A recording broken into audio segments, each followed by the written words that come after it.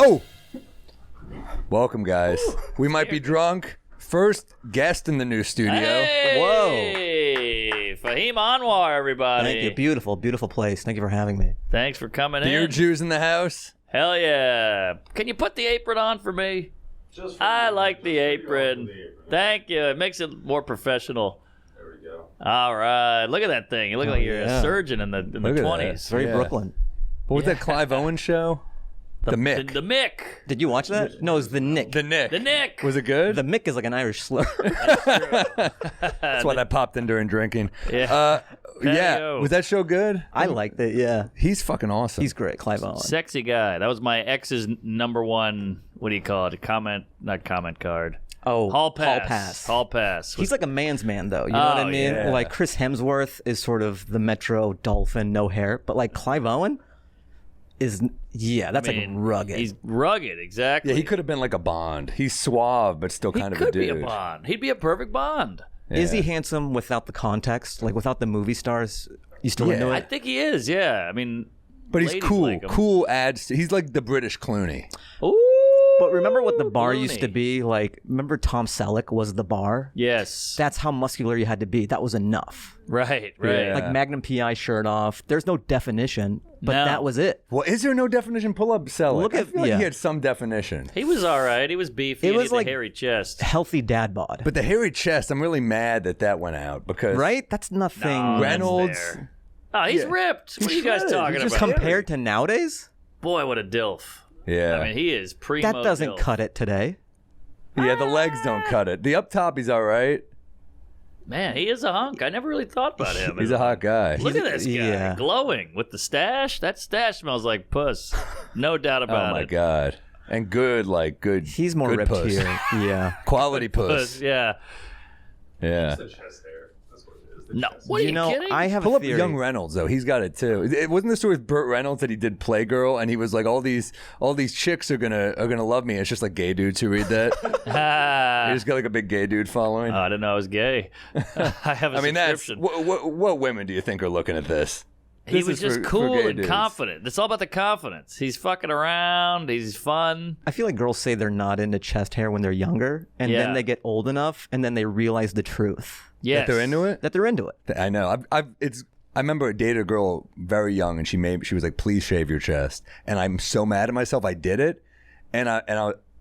By the way, it lasts for like what 3 days, and it turns into like little paper cuts every time she Yeah, lays yeah. on you.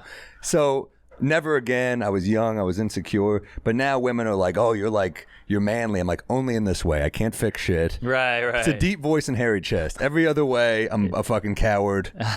Well, because it sets you apart. Like, not every guy has that. You know what I Yeah. mean? Yeah, yeah. So, I had a lady growing up. She told me to shave because I always had a little stubble as a kid, even. And she was like, "You got to shave. That's gross." And now women love stubble. So you're right. You grow into it. But they complain about sometimes when you kiss for a while and they get red in the face True. from the stubble. They hate it, so they're like Yeah. shaved. But then I look weird shaved all the way. yeah, you yeah, look me 13. too. Me too. yeah. I had a friend. He was like, "Maybe I'm gay. Maybe I'm gay." And he was like, "I'm gonna go out and meet a guy. I'm gonna be a gay guy." And he went out and he kissed one guy. And he said, right when he felt the stubble, he's like, "I'm not gay." He's like, "That's what was the eye opener." There's more than that separating me from going down that road. But Try it. Really? The dick stopped me, but Yeah, the dick? stubble I could handle. I just there's more. I mean, I kissed a boy when I was a child, but you know, Whoa! I kissed a boy. and I liked it. Wait, whoa! We're not glossing over this. Well, it's my what's- clothes are in my new hour. Oh, yeah. all right. I Don't haven't give it seen away. the new Don't one. give it away. Yeah. Yeah, I don't give it away. But what are we old? drinking, man? I see Bodega Cat, so I'm excited. So Bodega Cat. Today we're going to start with a little sipper of Bodega Cat, just neat, just to enjoy it the way it is, and then we're gonna make a little Bodega Cat drink for everybody who can get their hands on at home. Yeah. So we'll start off with that. We'll taste not for it. sale yet. Nice. Oh, really? little- This is me and Mark's whiskey. Oh, really? Yeah. Yes. Whoa, you're like the Breaking Bad guys. Everyone. Dos hombres. That's when you've made it. When you pivot to alcohol. Yes. That makes me excited because I've never tried it, but you just see the pictures of them together and you're like, they're friends. Bro, it's weird. Like, you make the most money doing the thing that isn't your main thing anymore. Isn't that right? Remember, like, basketball, you're good at basketball, and then shoes is where they made all the money. Right. And now if you're an actor, like, The Rock makes all his money from tequila. Right. The Breaking He Bad does guy. all right from the movies, though. Sure, too. but it's the like tequila. he does the movies, so he's big enough to sell his tequila. Kind of. Right. That's so true. A lot of female pop stars make a fragrance. Yeah, or Like like Rihanna. Skims. Like it's all about the Yes. other shit. You know why? Because you're already a brand. So when you sell the shit, now you make money on that. 'Cause there's only so much money you can make as a human.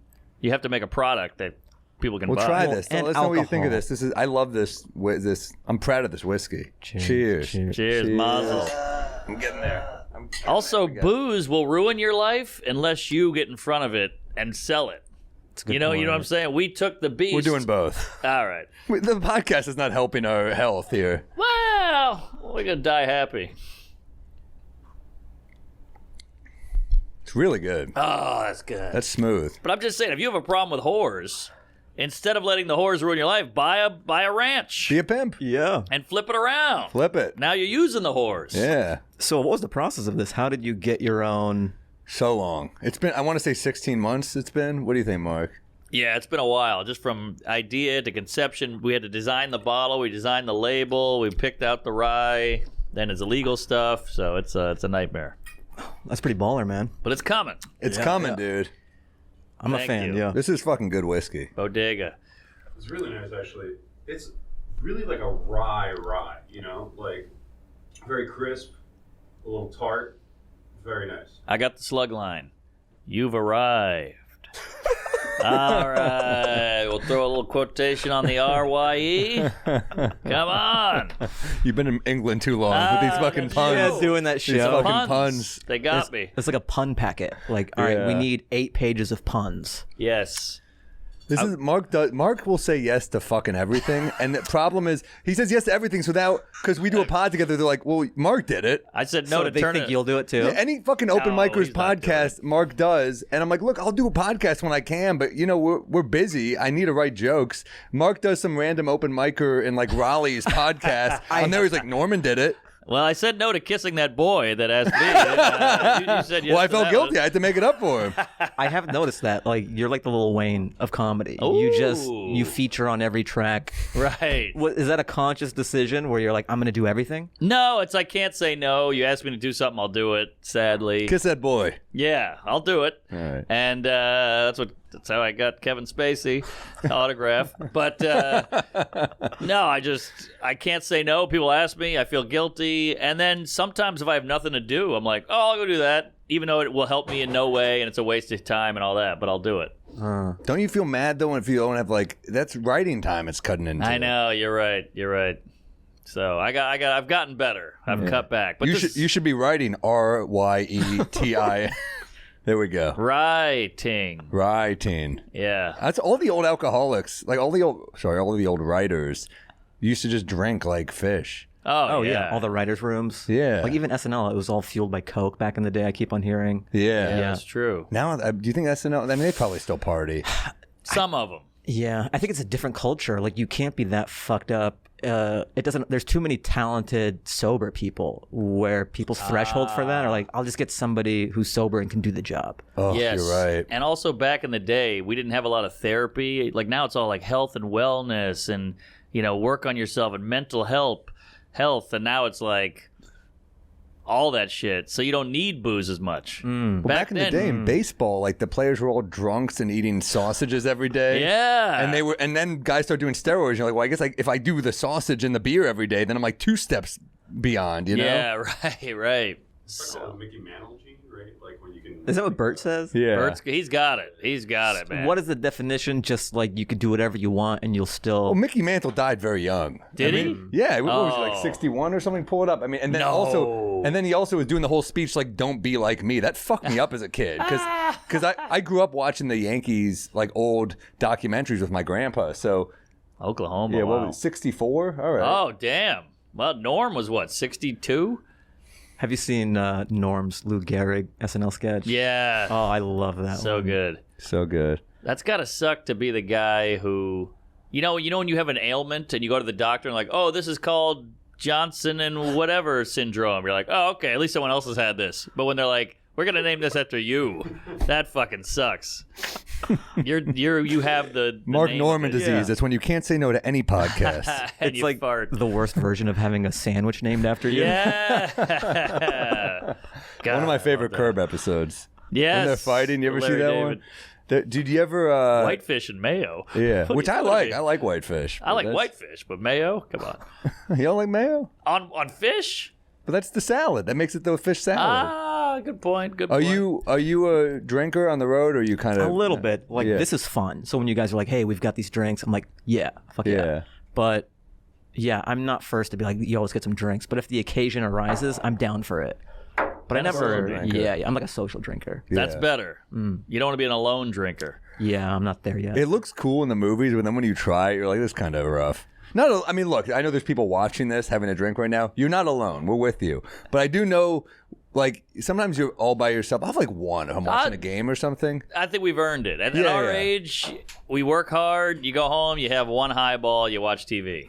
I have the nice way full to bar at unwind. home, which I do enjoy having. I do too. yeah. I like that I just went the complete other way. I'm like, I don't drink at home. I've got a full bar. And I've done it before where I'll have just like a sad, manly, like Johnny Walker and a cigar just on my patio. that's an LA I don't do brag it- right there. Patio. We don't have patios. You know what's here. crazy? Just because the way of living in New York is so much. It's way more like stripped down than LA. So it's because I would tough. have these jokes early on when I would come here and be like, I would shit on a studio apartment, and then Ari Shaffir was like, "Oh, that's amazing out here. Like no one's gonna feel for you if you talk about your studio apartment." Ooh, That's yeah. true. And I'm like, I didn't know about that. Yeah. Yeah, he's got a patio. By the way, patio Oh. sounds like an Irish slur. Oh, patio. No, yeah, he does. He has that nice little patio, but it's studios here are like solid. Yeah, you know, you're lucky but, to have but it. in LA, look, we'll give it to you. You got the weather and you got the space, but you don't like. Look, when you start out, there's some LA people out there. It's something tough about the city. Like, it feels like everyone went there to make it. You're like one of the few guys where I'm like, since I've known you, it's been a while. Even though I feel like we've never like sat down and had like a Yeah, long this is conversation. cool. But like, I'm like, oh shit, he's like a pure comic. Oh, you're great. Well, that's man. nice. Underrated. Yeah. Well, that's super nice. I remember one time, you know, Amy Hawthorne. Yeah. Sure. So I knew Booker her of the New York from Comedy Club. I knew her from the Comedy Store because she would come around there early on, and I knew her for years. And then she went to New York, and when she was visiting after being out here for a long time, she's like, "Oh yeah, I was talking." Somehow, like New York versus LA comics came up, and then I think I came up, and then she goes, "Oh yeah, Norman said he doesn't count, like he's different," and that meant a lot to me, just to kind of have that New York badge, or to be like, Yeah. "Oh, he's not exactly like an LA comic." So Do you think we're snobbier, or do you think you guys are snobbier? I think we're I snobbier. think, well, because you guys are comedy pure, like you're jokes first, and I'm very much jokes first. Like I love that, at its core, jokes are everything to me. Yeah. So you're like joke guys, and I Yeah. love that. You're a joke guy, but you will do amazing act outs. So like, I'll watch you do shit. I mean, there's even a joke in your new special, Hat Trick, which is streaming on YouTube right now. Check it it out. There's 3 rooms in the Comedy Store, kind of like the Cellar. Yep. There's 3 rooms, and you did a special in each room. Yeah. Great concept. And yeah, it's never been done, right? Yeah. So there's the original room, the main room, and then the belly room upstairs. And yeah, no one's done that at the Comedy Store.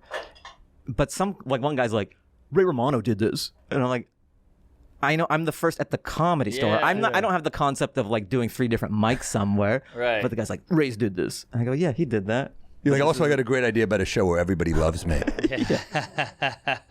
Dude, Everybody's done some variation. You Yeah. know? Romano, by the way, the nicest Thank dude in you. comedy. Yeah. There's not. He's like the only dude. Like when we'd start out, when a famous guy would pop into the Cellar, they'd always like bump you, but he would be like, "Do you mind if I do? Like, I'll go on after you." Like he was so nervous to inconvenience anyone. I'm like, oh, I've Yeah. never seen a famous dude like that. Because he doesn't have to do that. Yeah. But Right. so it kind of goes a little extra mile. We're like, oh man, this guy's so famous, and he still kind of knows the comic rules. Yeah. What are we drinking?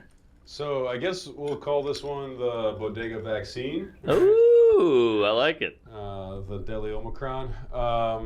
and basically it's like a little spin on penicillin. Wait So- a minute. He can't have. You're anti-vax, so you can't drink it. Oh yeah, I can't have this. But just a little honey ginger lemon syrup with our famous Bodega Cat rye, It's a penicillin, basically. essentially. It's really All good. right. These are classics. Yeah, I love the little ginger candy in there. Fucking. Oh, that's good. You always gotta have a little ginger candy, and especially if you're like a big drinker, like ginger is always like really nice because you don't want anything too sweet. So that little like spice Yeah. of Yes. ginger is fantastic, especially with a rye. That's something light. You know, when it's like heavy and dark, it's a little too much. But with the rye, it's nice. Finally, a vaccine I didn't have to go to Staten Island to get. This is great. Also, the third Irish slur threw ginger in there. So we're on a roll. Mick, patio, ginger.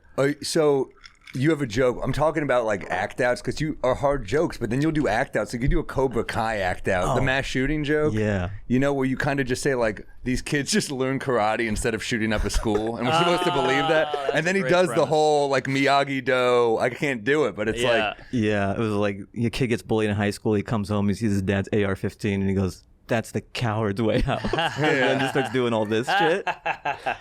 it's like timely on so many levels. It's perfect. Well Thanks, done. man. Yeah. But I mean, that's the way I view act outs, though. I like because there was this younger comic one time, and he liked act outs and stuff, and he would do them.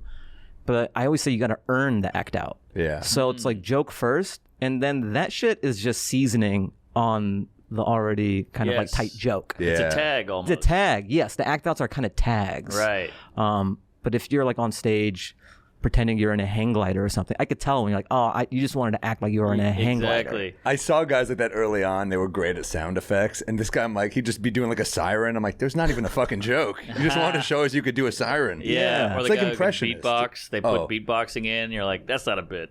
You Well, ever? the guys who do the impressions and it's just the impression. Right. This No is fun. Jack Nicholson meeting Christopher Walken. You're like, and then you see a guy who can do impressions and there's a joke and you're like, oh, that was, It's like you said, the the seasoning. double whammy. Yeah. So I always say like earn the act out. Yeah, we've all seen the guy too. This is why I don't do act outs. I think I did that one time in 1988. I did a pratfall and it didn't get a laugh. You did a pratfall? I did one in like a classroom or something. Oh. And I was like, because I was a zinger guy, and then I try to, I'll do this fall down thing, and no one laughed, and I was like, I'll never do an act out again. Because when you give and like hurt yourself and do a whole thing to silence, I've always felt that too. Just the delta between how much you give and if you're getting nothing, that makes it exponentially sadder. the worst. Whereas Oh if my you're just like God. throwing a word out there, it's like, oh, I don't Did care. you do that at open mics? Because I mean, little. you do need some energy from a crowd to commit to shit like that. Yeah. And you're saying like it almost feels like dishonest, like you don't realize you're not doing well if you're doing something that hardcore for a crowd that gives you nothing. True. Yeah, right. So was that hard as hell to do at mics? There's dials on it. So Yeah. like even though I have an act out, if it's rip and roaring, I'll stay in the pocket and be more physical. But if it's a bar show and it's kind of more chill, the worst. it'll be kind of a toned down version of the act out. Right. Yes. So you kind of give what you get. Right. So I'm not going to be doing the Running Man for two people and like sweating because that just Yeah. looks so sad. Yeah, and Yeah. you can move. You're a good move. I was at a party once, and I saw you in the distance dancing. What? You What can party fucking was dance. this? Where was I don't this? know. Maybe I was jerking off, or it was a wet dream. But you can dance. For a comic, I think I'm okay. Oh no, I'm you pretty got good. you got moves, moves. man. You're Yeah. twinkle I've seen the toes. Instagram. Yeah. You can I was at cut the a same rug. party also jerking Oh, off. okay. Yeah. Yeah. Thanks. I appreciate it. It's nice Louis to be was wanted. there. It was great. But I mean, you can dance. So I think when you do act outs, like you actually commit. You know this thing.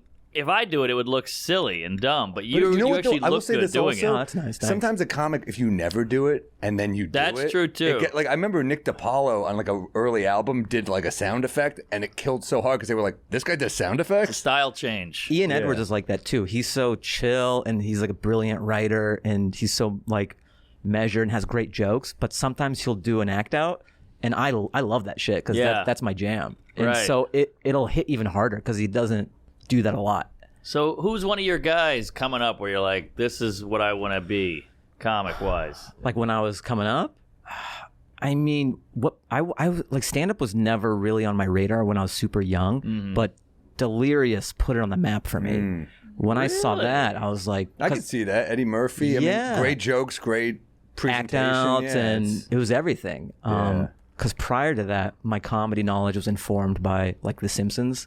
Yeah. Because I watched that when I was a kid. Same. But there's so many brilliant writers and comedians who were like a part of that show that like what a great blueprint, you know? Yeah. That true. and SNL, and Same. then Delirious came along, and I researched how people got on SNL, and it was improv or stand-up. And then I researched Second City and like Groundlings, and you have to pay money. And then my parents are from Afghanistan. It would be like clown college. They wouldn't be cool with me. Simpsons episode though. What? Clown college. Yeah, That's yeah, right. yeah, yeah. That's right. It's a great CrossFit. app. Yeah. So stand-up just seemed more doable because you're out there on your course. own. You don't pay money. So that's why I chose the stand-up path. It's also the curse of stand-up because now every Tom, Dick, and Harry is like, I'll do that. That'll be my thing. Then they have a photo of them on Facebook with a microphone, and they put stand-up in their bio, and the rest is history. Yeah. Yeah, but that's why also when you can kind of figure it out and it's working for you, it's kind of extra cool because anyone could just do True. it, you True. know? Yeah. And I do like you kind of get what you put into it. You're not reliant on a team. Yes. You're not reliant on someone saying you're graduated to the next level. You're not forking over money. Yes. It's like golf. Yeah. Yeah. Right. Golf, tennis, any sport where it's like all Skateboarding. on you. Mm-hmm. Yeah, I Right. mean, you're right. Like team sports, sometimes you see like these great NBA players or something, and they're just like, you're like, well, he never won one account. I'm like, yeah, well, it's a team sport though. Yeah. You know, you can make your team better, but if you don't have the people around you, Yeah. it sucks to live and die on other people. I know. I hate it. Yeah. Hate it. It's a lot of work. Like, you ever done an improv troupe?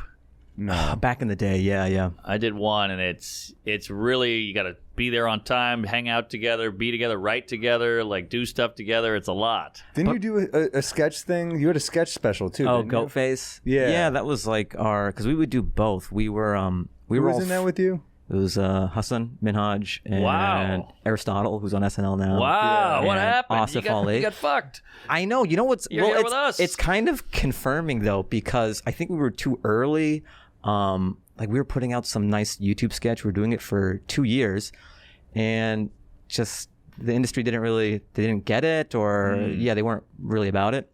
They're And clueless. then Hassan gets Daily Show, and like Aristotle's on SNL now, and Asif is in that new Harry Styles and Florence Pugh movie. Wow. So like everyone is doing pretty well, and it's nice to look at that poster and be like, oh man, everyone is on their rocket ship already. So we weren't crazy. Yeah. Yeah, I mean, definitely. the industry gets it so fucking wrong. It's Well, you guys are prime examples of that, and I know like we don't get to spend enough time because we're on different coasts. But when I was in LA and watching your guys' trajectory, it was really inspiring because you're like, oh, there's a different way. It's weird, right? I mean, we were nervous as hell doing it. I remember comics I really respected being like, "You put out a free YouTube special, you're a fucking idiot." I remember hearing Oh, that. same. And even now, you're like, "Oh, thank God I did that." People used to laugh. They'd be like, "You can see this next comic on YouTube," and the guy was like, It get a laugh. "My uncle's on YouTube." Yeah. It would fucking. It would. I remember that would get a laugh. Like they thought they were zinging me. Yeah. The host. It was Yeah. fucking hilarious. I remember even Bill Burr talked about when he put his thing on Netflix, his first special on Netflix, whatever that was. He was like, "What is this? I'll give it a shot. Fuck it. Let's see what happens." And it obviously worked out, but even that was new and weird. What I've realized about stand-up is these ways to pop, they come and go. Yes. Like whatever the platforms are, but if you are a stand-up and your ship is moving in the right direction, the names change. Yes. Like it'll be Comedy Central for a couple years, then it's Netflix for a couple years. There's HBO and before then maybe that. there was HBO before that, and then now it's YouTube, and it'll be something else. But so long as you are continuing to grow in your craft, that shit doesn't matter. Right.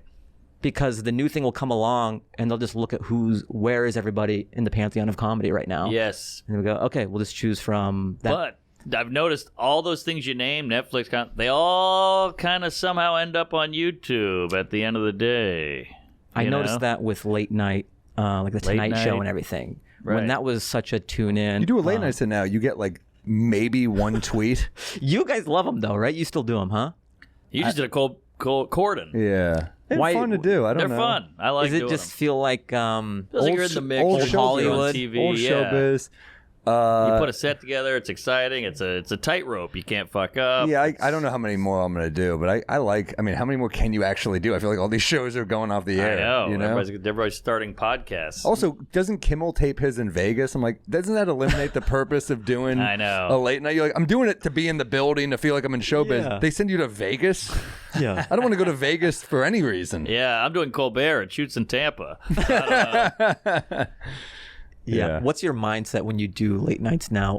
I'm wondering, do you get notes, or have you done it so many times they just let you do whatever? They're pretty. When I did Corden this time, they were pretty much like. I remember I had one joke. It's funny when they give you notes. My closer was a joke about taking a finger in the butt, and they were like, "You can't say butt. You have to just say in that spot." And I'm like, "Sure."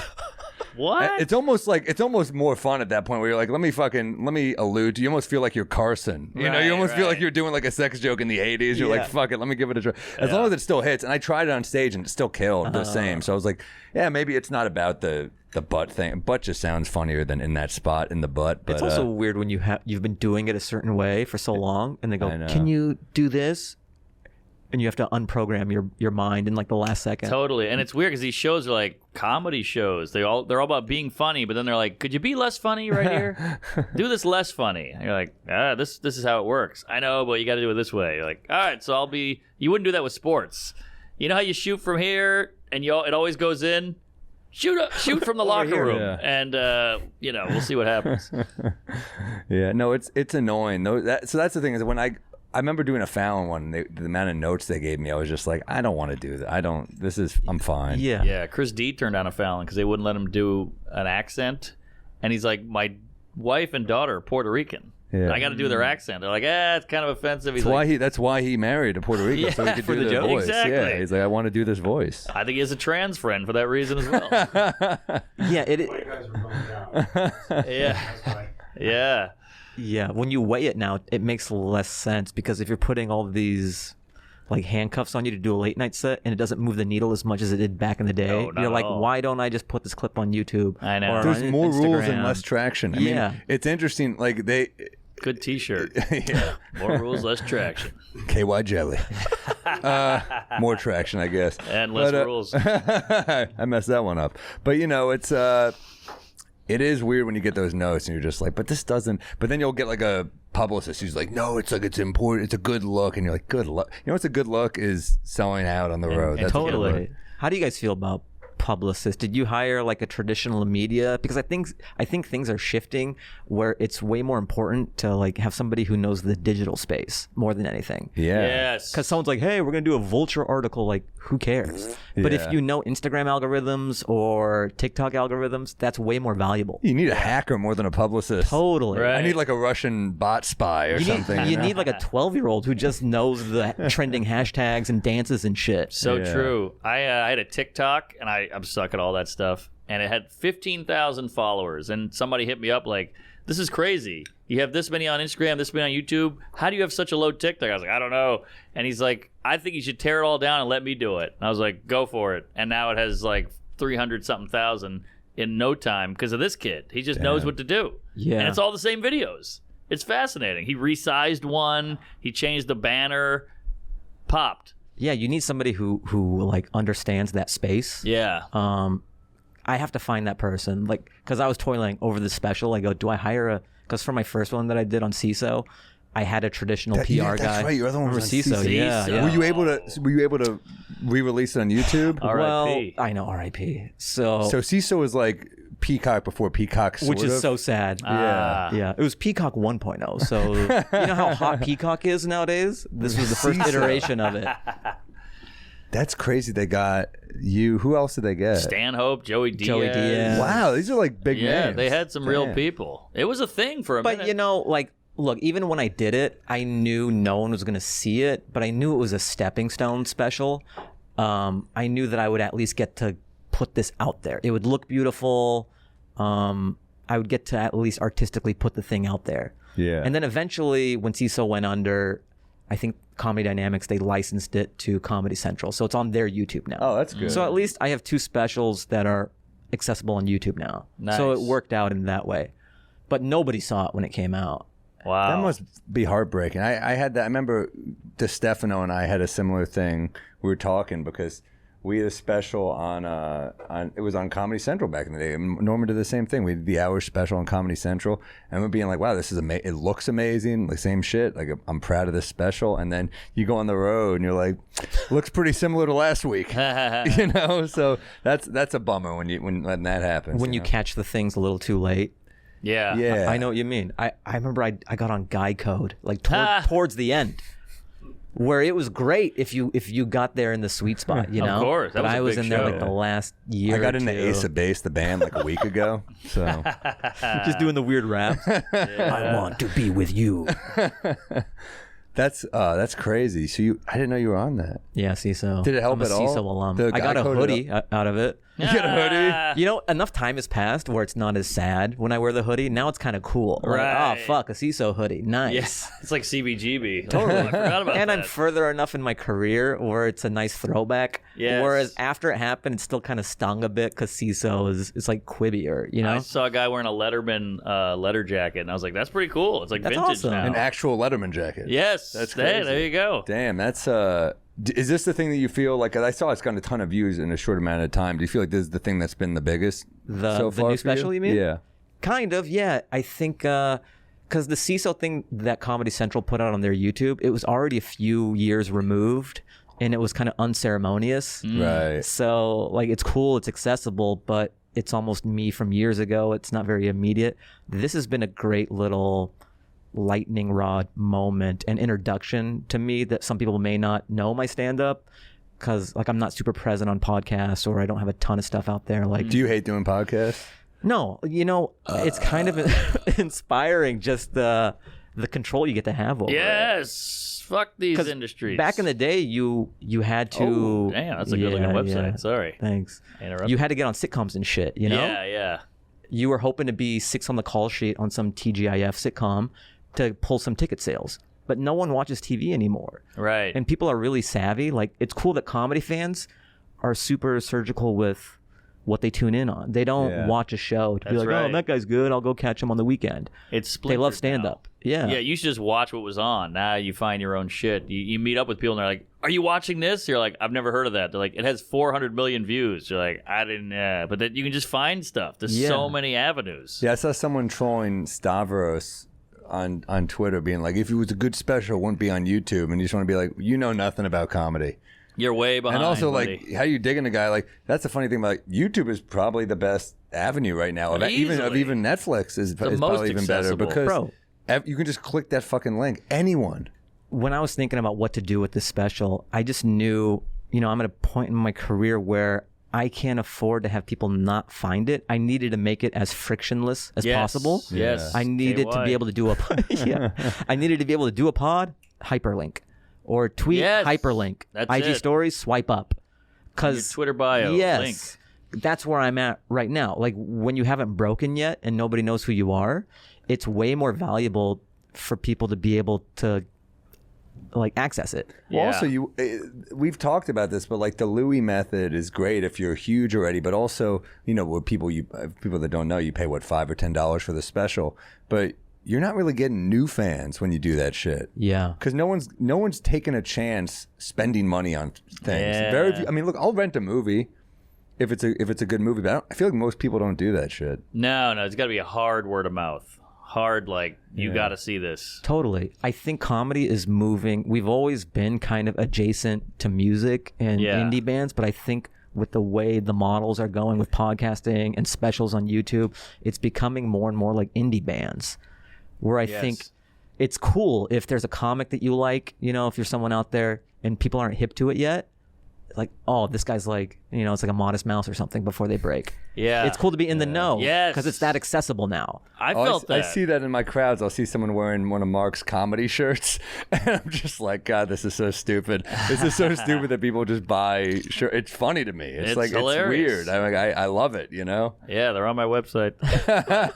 But now this is going to sound offensive. Please, Bear with me lay here, it on me. Anwar. But I think being so honky looking has hurt you. Because we all know you're hilarious.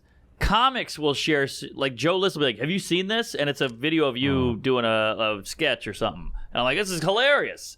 Your stand-up is good. Your sketches are good. You're a good-looking guy, a hell of a dancer. You're young. You've done all the stuff. You live in L.A. You've been on Rogan. You've been on this. You've been on that. I think you should be bigger. Well, that's Don't nice. you? That's flattering. Well, it's not my place to say where I should be and all that. that. It's a hard question, but I think if you looked more ethnic, I bet you'd be bigger. You know, I will that say. Let's delete this, Matt. No. I'm serious. I don't know. Is that a long shot? This is a segment we do with all our guests. It's called Yeah. "Wish You Were More Ethnic." I get what you're saying. I've thought about it. I think I do fall in this weird, like, racial no man's land. Well, these cunts in the boardroom. Sorry to cut you off. They're so full of shit. They're like, we need diversity. First of all, the whole room is a bunch of white guys. Secondly, they're like, hey, you're not Hispanic enough, to some Hispanic guy, some Mexican guy. They're like, we're looking for, like, a stereotype. So you're a dick.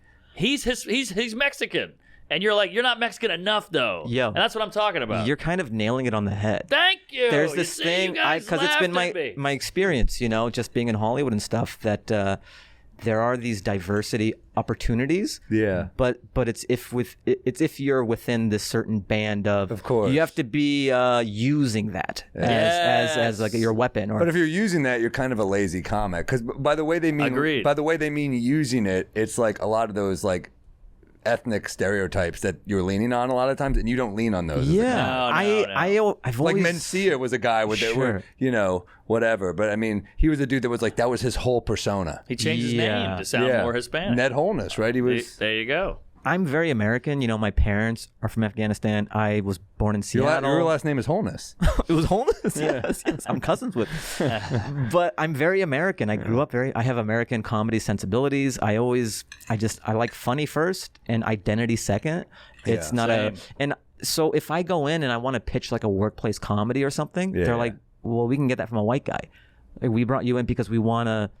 Was your mom like in a killing field or something in Afghanistan? Like, can we? Like, they want. By the way, a great setup for a comedy. The Killing Fields.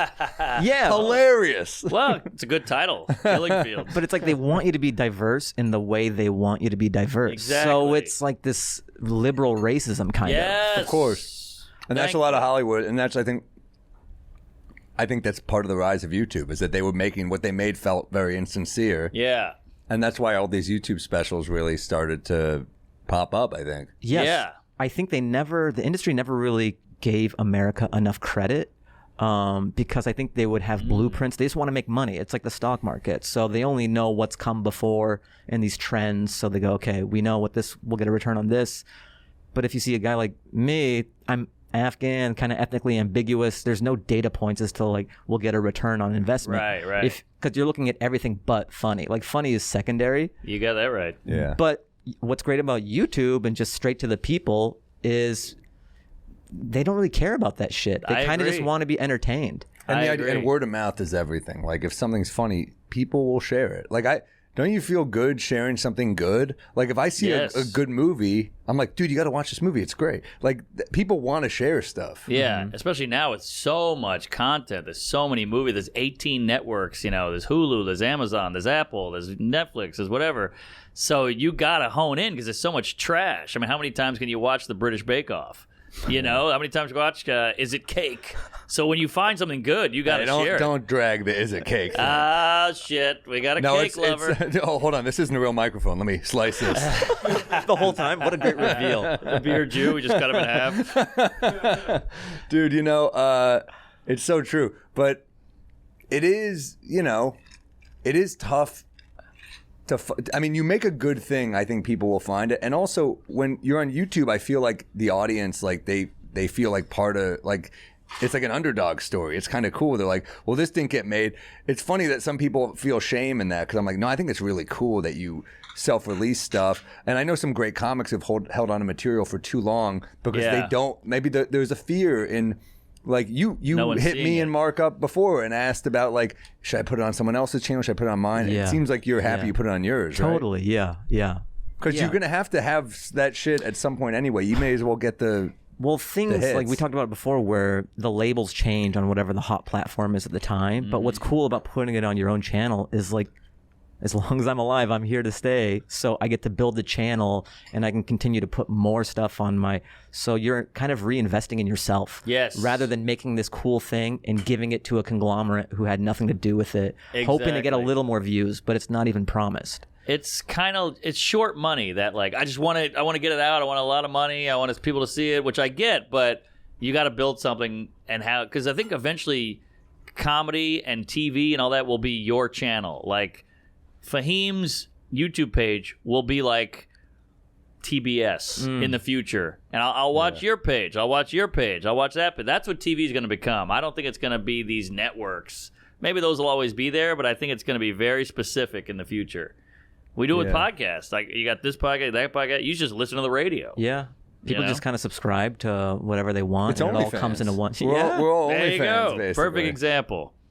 Yes, I want that butthole, not these other ones. I want this lady's asshole.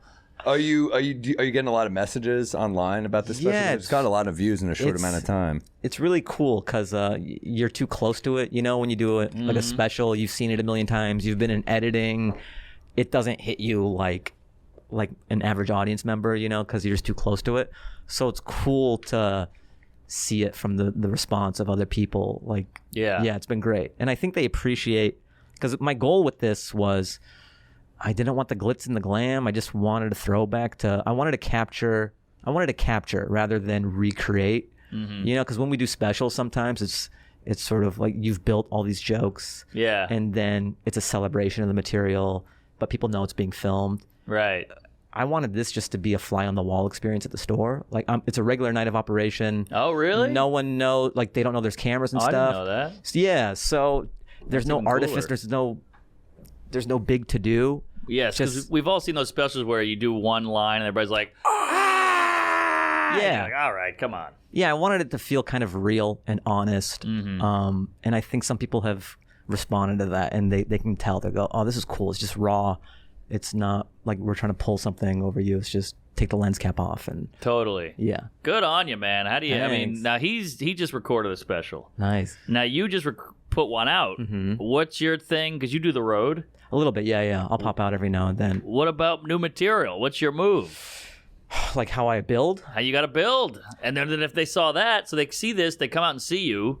You don't want to give them that again. No, of course not. Yeah. Does it stress you out? Well, I don't have a ton of dates lined up. I might have, I always call it yeast.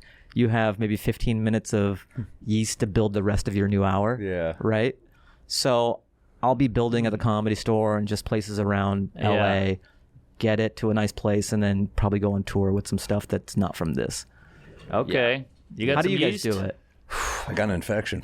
No, I don't have much. Step. I need more. I have ideas. There's always ideas, but yeah, I mean, I burned a lot because you also want to put out the best possible special you can put out. So it's tough. You know, how much do you save?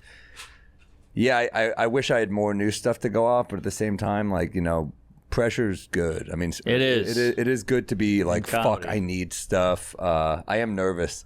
Some of those cellar spots where you're following some new young comic who's just murdering, and you're I like, know. here goes nothing. But I'll tell you, like, how often I watch like a legend like Colin Quinn just go up there, and I'm like, man, his ideas, even when it's not hitting, Brilliant. they're so rich, and they're so like Quinn is someone I've like totally copied and like preparation. Like he would do the Fat Black Pussycat side room run his hour, and I was like, I didn't see anyone else doing that. So I remember asking Liz at the cellar, I'm like, can I start doing hours in there? So that's how I would build my hours, by literally just copying Quinn's method. Because I'm like, he's one of the best ever. One of the best. Let's do what Quinn does. You Yeah. know?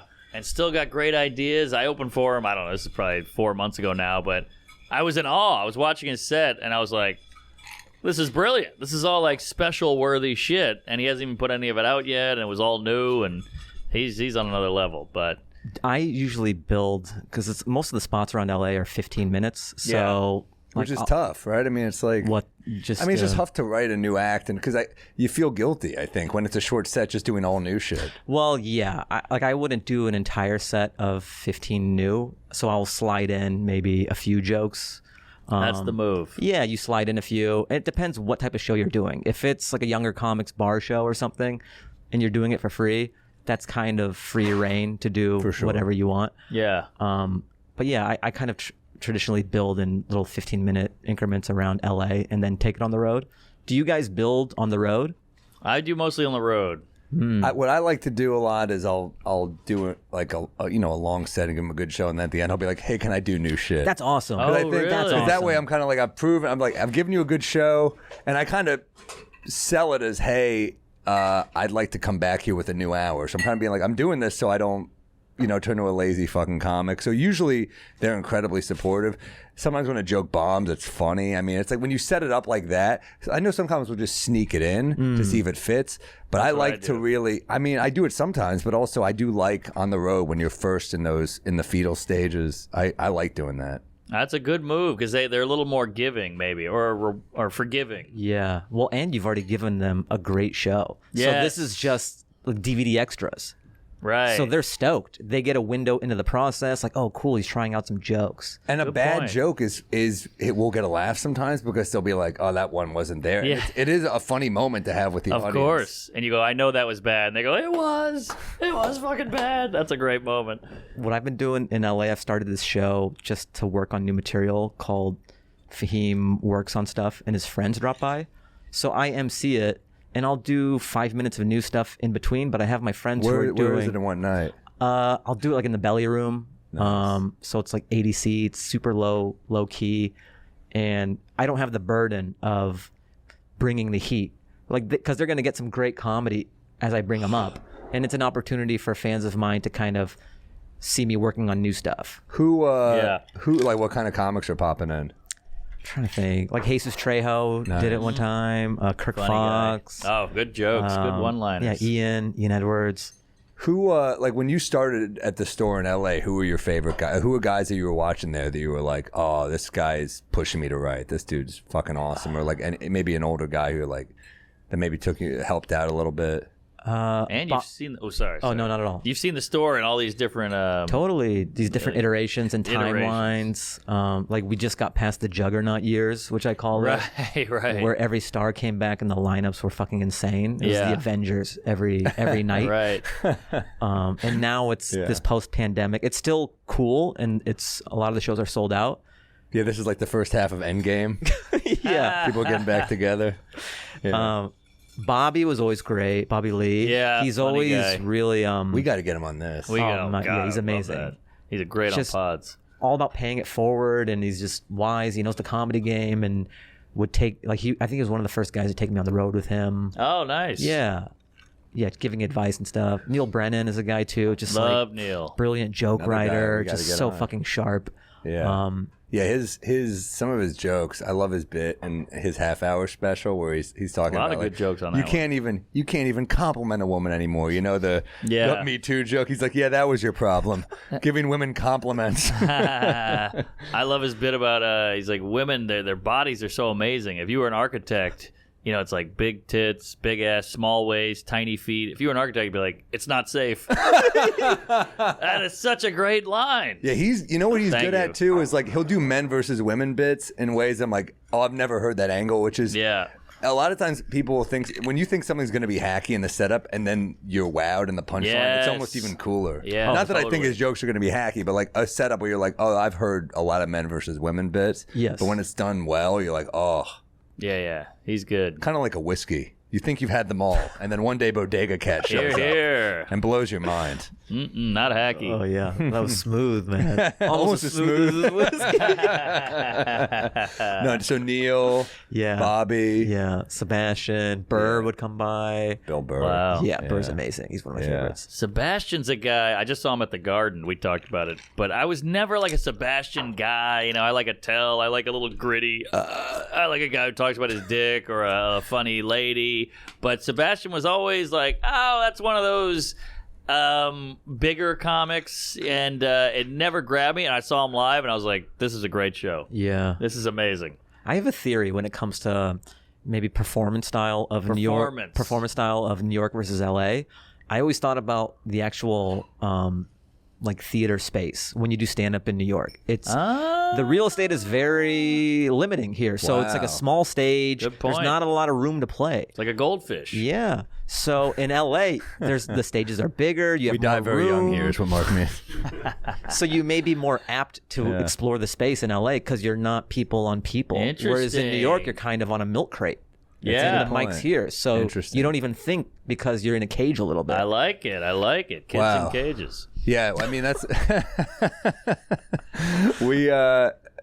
I've never heard it like that. That's well said. I mean it's something about New York too is we do too many sets here sometimes. I think like Mark and I think almost like LA is more spread out. In New York, sometimes you can do like 4 or 5 sets a night, and sometimes I don't think it's benefiting me. Sometimes I think I'm just like because it makes you.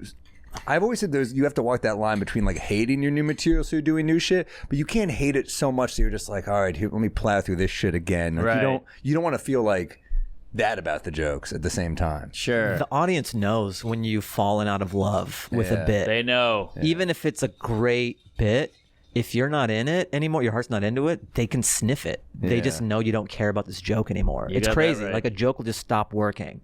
Isn't that weird? When you're like, this Yeah. joke works, and then it's just, you listen to old recordings, you're like, what's different? I know. But they just know your soul's not selling it anymore. Right. You can even have that with newer material where like, wow, that new joke just fucking murdered. And then you do it a week later and it bombs. It's like you didn't have that same spark. Yeah. When you think of a new joke, it's like exciting and fun. That goes away. I didn't know you were a Seattle guy. I didn't know. Okay, so are you a Hoops fan? Are you pissed about the Sonics? A little bit, man. Yeah, I mean, it sucks we have no team, and we've 'cause had that no team shirt. for this long. Yeah. Yeah, I wonder when we'll get another one. But yeah, Soon, I grew I up in that think. era. I Gary think it's Payton, happening. Sean Kemp, Griffey. It was a really nice moment when Did you I know was growing up. Junior. I had Ken Griffey Jr. Come on, the Michael sweetest swing Jordan? I've ever seen. Oh, yeah. Beautiful. I remember those old Sports Center ads when they're just doing the same. It must be a homer because the pitcher just said "dough." Those old Sports Center a ads. great ad. Those were great. Remember when he turned his hat backwards for the home run derby, and The coolest everyone thing I've ever was seen. like, "He's a thug," or that was the big in the '90s. Where they're like, "Oh my God, he's turning his hat backwards." I thought it was like the coolest thing I've ever seen. Ah, I was like, don't you guys? That's like old baseball heads too. You're like, don't you realize this is like good for the game? I know, right?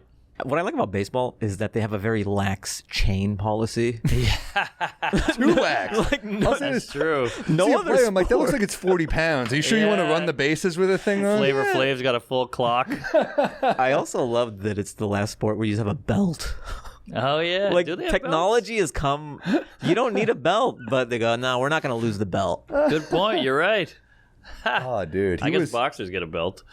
He was one of the coolest players ever. Yeah, he literally was the Michael Jordan of baseball at the Oh, time. for sure. And they got injured. I remember he got injured. I don't know if we have the footage of it because baseball's so fucking lame about sharing footage, which is probably why the league is shrunk in popularity. Suffering. But, he broke his arm jumping up to catch a ball into the wall. I remember that. Yeah, I mean, look at that shit. Oh, he's going full speed. And he gets the catch, but he breaks his fucking arm. Wow, You what a know, story. What's sad is when I look at old clips from my childhood and they're all in 360p.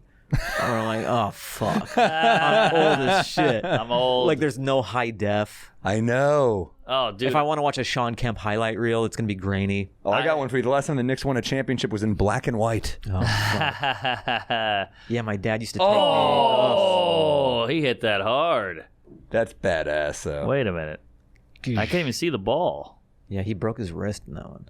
Oh, poor guy, because he knows his career's Dude, done. remember probably. Randy Johnson? That guy would throw like 102. Yeah, man, we had a lot of great players that era. I won't go too sports hard. You see here, that but clip goddamn. where he threw a fastball into like a goose? Dude, Yes. He just blew it up. That was great. Oh. crazy. PETA hated that shit. I talk about getting old. I remember having 8 million VHS tapes, selling them on like eBay or something. Then I had 8 million DVDs and selling them. So I've gone, now it's all digital, but I've gone like multiple platforms of I got video. Amazon downloads. Who wants to buy them? I got Blu-ray, you name it. Oh, there's the pigeon. That used to be like my a God. power move on Cribs, remember? Oh, Come on, the dude. timing. How cool would that be if that bird was trying to kill himself and he was like, this is how I'll do it.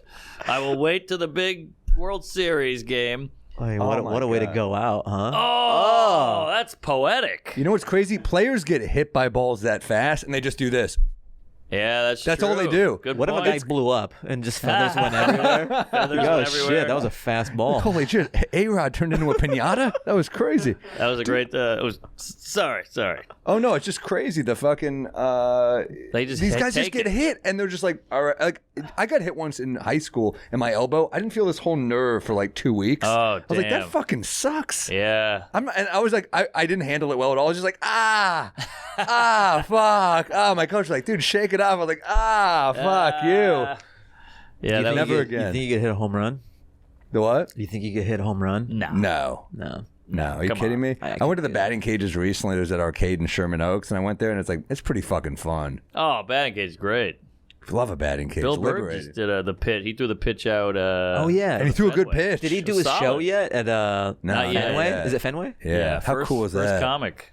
Well, Fluffy did Dodger Stadium. Well, Two. Burr took over the commentating booth and was killing That was it. fucking amazing. I saw the clip of that. It Holy was so shit. great. Did you ever see the clip of Seinfeld praising Norman during a Mets Yeah, game? yeah. I mean, Oh, every yeah. Talking about every baseball? comic. I haven't seen that. No, come on. You must have a social media manager. It was cool seeing Seinfeld with Jordan. Remember that in the Jordan doc? Oh where he's my back like, I God. wouldn't do this when he's talking about the plays. At on the height board. of Seinfeld too. I know my the God. two heights. That's like two Jordans, pretty much. yes. Oh yeah. The best. I love Yeah. that 90s shit was like everybody in the country was in on all that. Now it's splintered. As You're we right. see. Yeah. Well, it's good for comics like us, but it's like, yeah, it is weird that the country is not all watching this. Like water cooler conversations. Yes. They don't even have water coolers anymore, right? Everyone No. brings their bottle. It's Everything's hilarious. fucking- Yeah, everyone's watching something good different, so there's no real common thread other than maybe the finals or. But like the Amber Heard trial was like, we're all back on something. It's Yeah. kind of fun. I mean, it sucks for them, but Yeah. it's Too fun. bad it's something shitty. Like It's back in the always day, it was shitty. The Sopranos. You're like, did you see The Sopranos? Now it's Right. like, did you see these two real people's lives? Yes, fall apart. Exactly. Can you imagine if the OJ trial was on Twitter? Oh, That would have been the God. craziest shit ever. Oh my God! Black Twitter would have gone nuts on that shit. I like the Broncos back though. Have you seen that? Yeah. Ford is like, enough time has passed. Let's bring it back. Bow. That was a great old Mulaney joke. He's like, "Isn't it crazy? This guy did something so bad they took a type of car away. Like, Wow. imagine if I did something fucked up. Like, no more Camry. Wow. Great, Yeah. great Well, angle. dude, that I'll tell you that 30 for 30 on OJ, probably the best one ever. I mean, fucking like a work of art. That guy Ezra Edelman, who's like, Oh, he's great. Yeah. phenomenal filmmaker. I haven't seen that one. Oh, dude, it's like 5 or 6 parts probably, but it's worth it all. You're right. Okay, yeah, I remember it now. It actually covered race relations in Los Angeles. Like, you thought crazy. it was just going to be about the OJ trial, but it right. kind of did a deep dive in where we were in history. Oh, it was all And the American dream, and Yeah. like his pressure about being a black guy in like the late 60s, 70s. With a white like, wife. I mean, so much. I mean, then like there's guys like, should he have felt that pressure to have to be Right. an outspoken? I mean, because I don't think you have to, but I mean, then the guys like Kareem Abdul-Jabbar and Bill Russell were doing so much. I mean, it asks a lot of fucked up questions. It's amazing. Yeah. I mean, they did a miniseries about it on FX too with Cuba Gooding Jr. Junior. Thank you. Or Yeah, is it Cuba? I don't know. Maybe Cuba or both. Cuba? I think it's Cuba. I would always say Cuba, but maybe I'm wrong. Yeah, I would say Cuba too, but it's probably Cuba. But yeah, you don't say scuba diving. true. Just saying. All right. What were you talking about? I don't know. All right, OJ, huh? OJ. No, Cut the I head never off. saw those mini series. Always kind of bug me a little bit. Like you know, they do like the Patty Hearst one. I'm like, I just want to watch the doc, or I want to I read know. the book. Yeah. Like, I don't, Yeah. you know, like The doc feels like less creative liberties. When Yeah. you see Yes. Travolta in a wig, you're like, I don't know how much of this is They true. did Tanya Harding, Tanya was Yeah. good, but It is. you can't beat a doc. 'Cause oh, it's just the real Travolta's shit. like, let's write in a masseuse scene. You're like, what are you talking about? Huh? What was the other one? Schwimmer. Shit. Schwimmer came to the store one time. Really? cool? Yeah. Was he sad? Just had the sad He's raw like- size. Rachel. Was he cool? Well, pretty good. We were he on a was- break. The thing with the store is it's low key. It's not like the factory where it's super well lit and you're kind of there to be seen. Like sometimes Bieber will go to the factory, but the store is dark. It's not super well lit. I saw Bieber at the factory. He was only half laughing at my set. It was pretty fucked up. Timely, dude. Timely. We were all Guys. thinking it. So he just came. He was in the back, and then he slipped out and got into a I was in the like store. a Suburban and bounced. I was there once, and they were like, Tarantino was here last night. I was like, He's in my thing. Did you see? What? He's in there. Yeah, I didn't see it. yeah. Big Okay, I haven't watched forehead. It was thing yet. just I'm so excited. cool. Like, I think it's after the main room set. So I'm coming through, and he happened to be in the crowd, and he was like, I want to talk to the cool guy. So he caught my set. What? You're the cool guy? I'm the cool guy. And I got to talk to Tarantino, and he hung out the whole night. Tarantino's like, I need a guy in my new movie. It's too bad you're not ethnic at all. It's just It's too bad you're in this ethnic no man's land. Otherwise, I could have cast you in Do you it. know Hassan? Yeah, you have his number? Damn, that's wild. what did he say to you? Just it was surreal, man. Like he Tarantino? was. Are you a huge Tarantino Of guy course, too? yeah. I love his movies. Love him. So he was like, I want to talk to the cool guy. And he's like, oh, yeah, that was great. And we were talking. I think he was saying he was watching the Comedy Store documentary. And he used to come to the Comedy Store all the time, like in his 20s. And He dated Margaret Cho back in the day, right? oh, did he? I think so, yeah. Like the Wow. 90s. But he was talking about how he saw Kinnison and stuff Yeah. doing the late night spot, and then also like Dice. Yeah. Yeah, and he just said, I was watching the Comedy Store documentary, and I missed the place, and I wanted to come back. He lives in like Tel Israel. Aviv now. Yeah. Yeah. So His wife is in Israel. He said he had to go to like a bomb shelter during the bombings and geez. stuff. Whoa. Crazy. Yeah, dude, that's crazy. He's obsessed with like that late 70s Yes. or late 60s, early 70s film period, which is like the best, obviously. But like, man, I loved his last movie, the Hollywood. Me Oh, too. it was great. Me too. Yeah. Great. I loved it. But how cool is that? Sometimes we're so microscopic in I what know. we do. We just like, okay, what's my bit, blah, blah, blah. And you forget that these other art forms appreciate Yes. what you do on a different level because you're too close to it. Right. Like you doing Joker is fucking like It's awesome. insane. It's It's so insane. Greatest shit cool. ever. Yeah, but it's just a testament to you working on your craft and then somebody else recognizing what you're doing. Right. And Todd Phillips being just like a cool guy. Like Sure. he's like a cool dude who likes comedy the way we probably like movies, you know? Yeah. Totally, but there is this mutual adoration for Yes. different art forms. Yes. Where like Portugal the Man would come to the Comedy Store all the time, and Oh, they wow. were so we got to like talk to them, and they would come by, and you're just like working on your set, but you don't know who's in the crowd, and you're like, oh, what you do is so much better than what I do. Yeah. Yeah, so There's- it's so cool when there's that crossover. I love that. There was a Kevin Hart special once, and at one point he does a joke, and he looks down in the crowd, and Shaq's in the front, like. And I was like, that's Wow. amazing. Shaq's in the front row. But that happens. I saw a Sebastian special. Seinfeld and his wife are in the front row. So you're like, I love when the big names come out and I'd be support. like, hey, can we not sit Jerry in eyesight for my special, Yeah, please? That would be yeah. my request. That part- Can I not Totally. see one of the legends of comedy? Could you not put Harvey Weinstein right up front? Oh, you saw that one show where that comic yelled at him for being out? Oh, I did That see was that. crazy. Wait, That which was wild. special? It wasn't a It was special. like a clip. But some comics Oh, on yeah, stage, yeah, and she was yeah. like, "It's fucking." I mean, it was pretty badass. And she It said was that. great. I That was here in New retweeted York, it. right? Yeah. Yeah. Mm. I got to tell a Fitzsimmons did a show at the Comedy Store. He said he was dying on stage, bombing. The crowd was very sensitive or something. And he does one joke where he goes, so AIDS is bad, but you got to admit, it's the best way, like, fucking to get AIDS. It's bad. Like, you know, I can't remember the joke, but he's like, out of all the diseases that'll kill you, at least you get to fuck and then die or something. And he said the whole crowd turned on him, and there was one guy in the back going, and it was Tarantino. I think it was kinda Rock nice. Hudson. It was Magic Johnson. But yeah, that's nice to hear that Tarantino's like, Well, I he bet likes he dark shit. appreciates like Tarantino is such an artist. I bet he like appreciates seeing shit go south. Like, come on, man. Like we as comics, we like watching great comics bomb. Mm-hmm. Like it's almost more not like I'm taking pleasure in it, but more like how are they going to handle it? Like I've seen Attell deal with bad crowds, and you're like, Oh, it's well, this is amazing. like special. That it's almost more interesting to see crowds not get Dave Attell's genius to Yeah. me. Where I'm like, oh, you're missing. I see how great Dave is. Yes. Comics see how great Dave is, but once in a while you'll catch a crowd that like just doesn't click with him, and the way he turns, it's like fucking. It's like when Yoda just takes out the lightsaber and Star Wars. Like, you're like, holy shit! Right, exactly. I saw. I'm such a comedy nerd, and I was on YouTube one time, and Seinfeld was at the Comedy Store in London. I was like, oh, let me check that out. It's not a great crowd. And he's used to doing theaters and adoration and all that, and he turns them around just with his he kicks it up a notch. I thought you were gonna say he turns on him. He's like, "What the fuck is with you assholes?" What's the deal with teeth? You got bad ones. Boo. Yeah. But he turned it around, just like he kicked it up a notch. It was like, oh yeah, this guy's a club comic from back in the day. He's a pro. So it was fun to watch. One of my favorite moments ever is on the Rodney Dangerfield DVD box set, where it's like all those amazing old specials where it's like, he's introducing all these amazing young comics. I love those. But there's one where it's him old as shit in Vegas, and he doesn't look great, and he's kind of bombing, and he just kind of, you could see you're like, fuck, has this dude lost his fastball? And then he just starts hammering one-liner after one-liner, and it gets to a point where after a string of them, he's killing. The crowd gives him a huge applause break, and he just goes, I know a lot of fucking jokes.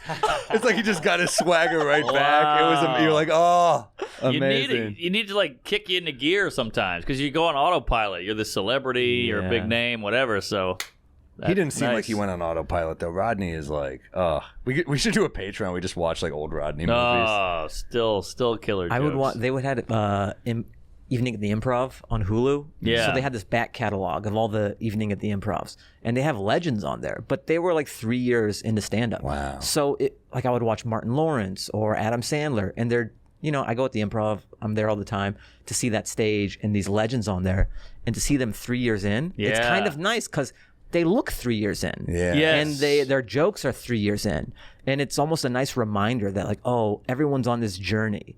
And not every stand-up is fully formed until they get to whenever that is, and it's different for everybody. So to see Martin Lawrence do good, but like a 3-year comic, it was almost a nice recalibration and inspiring. It's huge. Oh, okay. It's just a process for everybody, no matter who you are. And we're lucky enough to have those videos to watch. Mm-hmm. Like they just had to live that. They couldn't really look back. They look back on Henny Youngman or some shit, We can see all the process. We have all the Carson footage. sets, Yeah. But I guess you had to watch. Like, it's hard to just study them probably. Maybe the library or something had them. I don't know. Maybe. Yeah. You have to go to the Paley Center and just put on some weird headphones. Right. And just, There's a homeless guy jerking off next to you. Like, this you is not? not how I want to study. These YouTube psychos, though, somebody made like Bill Burr then to now, and it's like a trajectory of like 1994 to whatever, and he's got a full head of hair, he's got freckles, he's cute, and then now at the end he's like, these fucking Jews, or whatever it is. That's a good point. It's fun to watch. They did one on C.K. Burr. There's a few of them. Because even when they were famous, if you look at their early stuff, it's different than the way they are now. Yes. And it's just evolving. No matter where you are in your career, you're not the same 5 or 6 years ago as you are now. And that's a Totally. good thing. I mean, it means you're growing. You're not. If you are the same, that's a fucking problem. You're probably not seeing those people on tape or DVD or whatever. But I used to watch those like Larry Miller sets. Holy shit, he was funny. He was funny, man. Great delivery, great writing. Yeah. Like those classic like jokes, like the woman, like, you're breaking up with her. She's like, you'll never meet anyone like me again. He goes, yeah, I should hope not. I'm breaking up with you. I mean, his drinking bit, it's like 8 minutes. It Yeah. was amazing. And we've all had that moment. Who are your guys? Like Dangerfield, Attell, Rock, like, I mean, so many comics coming. Who else? Who are your dudes? I mean, Norm and Seinfeld. Norm for sure, was huge. Seinfeld, Carlin, I love Greg Geraldo, Attell, Quinn, Louie. I love Stephen Wright. I remember the first time hearing Stephen Wright being like, this is blowing my mind. I mean, Burr blew my mind. Hedberg. Yeah. I liked different shit too. I remember seeing Lily Tomlin's Search for Signs of Intelligent Life, and I was like, this is like genius. I was like, this is crazy. Yeah. Carlin. Ellen's first album is incredible. Yeah. Incredible. Just great observational, clean, but you don't notice it's clean. Really good. Yeah, that's the best, when there's a clean comic and you don't even really know. Mm-hmm. Because there is this kind of brand with clean where you go, I'm not going to like it. It's going to be too squeaky, not edgy. But there's a way to be edgy with clean. Oh, yeah. My God. I remember watching a comic once. I forgot who it was, but the guy booking the show was like, you probably won't like her. She's like really clean. I was like laughing. I was like, what are you talking? Like, what do you think? I just only like people that sound like me? It's like the opposite. You want to see someone different from you. Yeah. I don't want to watch me. I'm always amazed at how many different ways there are to be funny. I know. Because you have your style and your voice and your instrument or whatever, but then you see somebody do something completely different and you like love it, but you're like, I can never do that. And I love that shit. Oh my God. Well, I'm watching you do these big act outs. I'm like, I would not have the balls. I remember doing like tiny little mics or tiny rooms, and I was watching this comic, Nick Vatterott, who I think he's a Chicago guy. So Chicago funny. guy, right? Nick is incredibly funny, and I remember watching him and just being in like awe because he would do the crazy.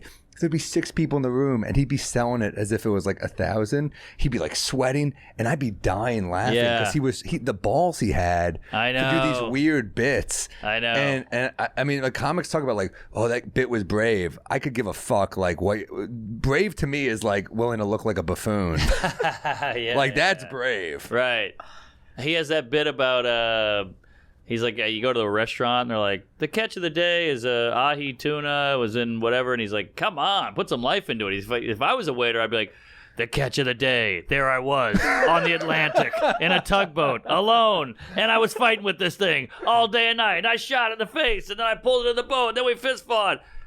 Comes with rice. And I'm butchering it. It was that like has so way many more levels elaborate. too. Yeah. It's like, and then the pause. Yeah, he is incredibly funny. Nick Vatterott. Incredible. I mean, He did I think a Fallon or Seth Meyers, one of those. Remember with the set list joke? ballsy. He brings up the set list and it rolls down the stage. It's so long. It's It was brilliant. like, it was wacky and original. He's just hilarious. Yeah. I love funny that guy. shit. Sometimes you forget as stand-up comedians that it kind of is a sandbox, and you can make it's a white canvas. You can do whatever you want. Like obviously you can tell jokes, and that's like people expect that. But sometimes it's fun if I have an outside the box idea, and it can kind of turn the idea of like what stand-up is on its head a little bit. We Might Be Drunk is excited to welcome our new sponsor, Diet Smoke. Most of us have had a I don't think this edible is working moment. Then 10 minutes later, you're on the couch and you can't remember the word cat. I've been there. Edibles can hit you when you least expect it, and their dosage can be very uncertain. That's why when we need the perfect medium high, we hit our friends at Diet Smoke for the delicious Delta 8 THC gummies. Each gummy is infused with 10 milligrams of Delta 8 THC derived from American-grown hemp. Delta 8 is simply a slightly less potent THC. The high you get with Diet Smoke is somewhere between the chillness of CBD and that classic stone feeling you get with regular weed. Plus, Diet Smoke comes in 2 delicious flavors, blue raspberry and watermelon. I've been taking this stuff to go to bed. You know me, I can't get high. I go inward, I hug my knees, I think of my dad, I cry. This stuff is top notch. It's just what I need. It's like having a light beer. It's great. I heard your dad does the same thing. He gets on his knees. He thinks of you. He cries. It's all because of this stuff right here. That's how I got in this mess. Meth. Oh, jeez.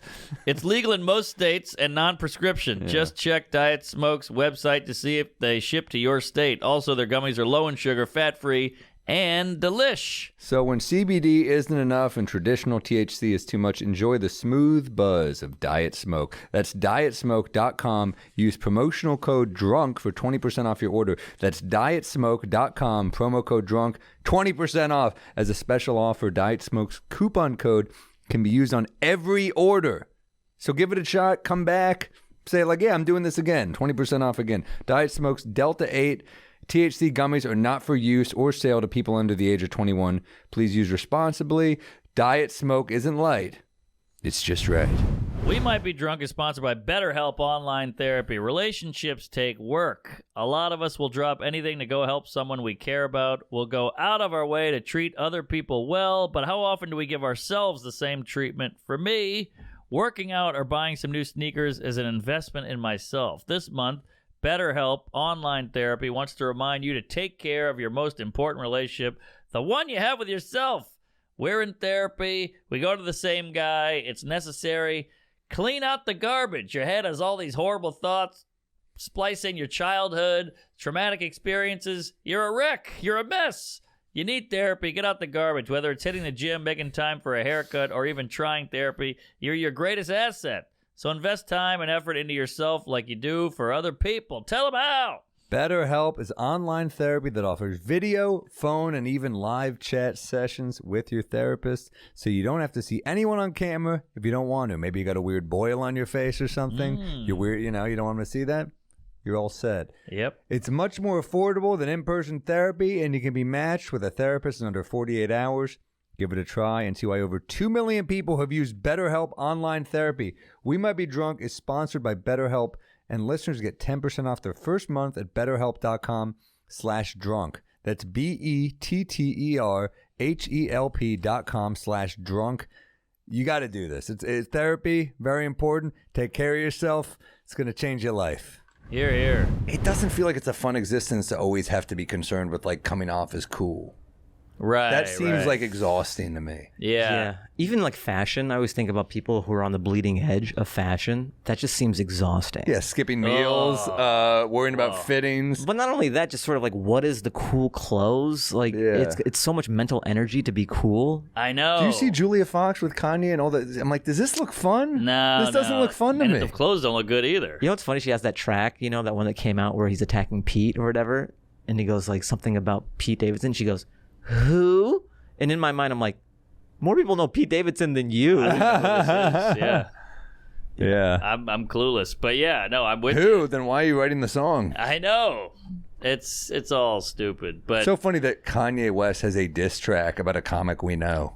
I know, it's wild. It's funny we know a guy fucking Kim Kardashian. Yeah. And Scarlett Johansson, by the way. That's true. I We were saw him the other talking, night at the cellar. Colin Jost, great guy. Great guy. One of the nicest dudes. Great dude. Great hair. Yeah.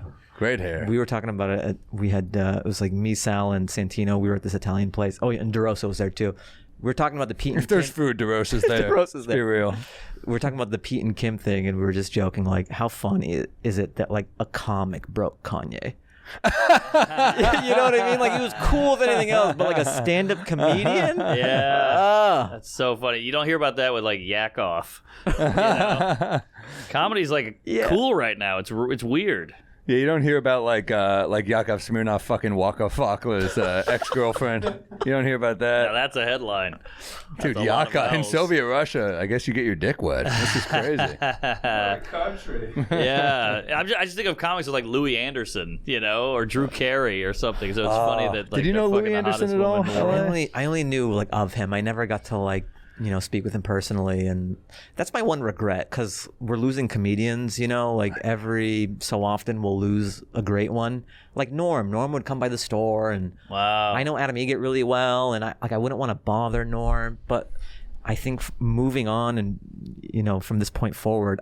I when I have those opportunities, I want to take them and say hello or be like, I'm a big fan because you may not have that opportunity again, and you take these people for granted. But life is short, and I wish that I would have, you know, told Norm that I'm a big fan and I appreciate what he does. And Did you speak with him at all or no? just maybe like a hello and just like a pleasantry in the hallway, but not enough to be like, yeah, like I'm a store, you know, like I bet so many annoying comics bug Norm, and then you're someone who I bet he would have enjoyed talking to, and you're like, I can't. Yeah. you know. But that's why he would enjoy talking. It's just kind of this catch-22. Yeah, I'm too much one way where I should have just been like, hey, Norm, I'm a big fan and, you know, I like what you do. I'm the same way. Yeah. I met Larry David, who's like one of there. my heroes, and I didn't even. I saw him from across the room. Mark, you got to meet Norm, and I was like, Larry David. What's up, Larry David? He goes, hey, how are you? And I didn't want to walk over because I knew he would hate that. Like just me going all the way across the room, and I just couldn't do it to him. And of course I want to meet him. Of course I want to hug him. I want to get a photo with him, but I couldn't do it. But wouldn't you be happy if you had that photo right now? Of course. I remember I noticed that Gary Shandling followed me on Twitter like What? years ago. Oh. And I was What? like, I should DM him, just say like how much I love Larry Sanders. And I never did it. I was just too cowardly. Yeah, but don't you kind of wish like I did? I wish I just had like some acknowledgement that him following me wasn't an accident. Like he accidentally hit follow, you know? I mean, he's like, who are you? No, I mean, Larry Sanders was my shit, dude. And I think his old stand-up is killer. I love Gary Shandling, but I love So the good. The doc. The doc was great. Doc Judd was great. is killing these docs, man. We I just know. had Judd Yeah, on the here Carlin one. promoting the doc, the Carlin doc and his new book. And I mean, I thought the Carlin doc was incredible too. We've talked about it, but the Shandling one, fuck. Yeah, glad he's taking the reins of just making these killer docs about. That Tonight Show story really like fucked with me. Which What one? was that? Where he did the Tonight Show and he just collapsed because like he only thought to the Tonight Show really. Like he did the thing that he wanted to do, yeah. and like That happened to me, but with what's Comics left? Unleashed. I was like, I can't make it past here. You collapsed in Byron Allen's arms. You go, I've reached the summit. So you collapsed recently. Thanks, Byron. Anyway, So Sam, We'll be back. I heard you kissed a boy. Just like like the special.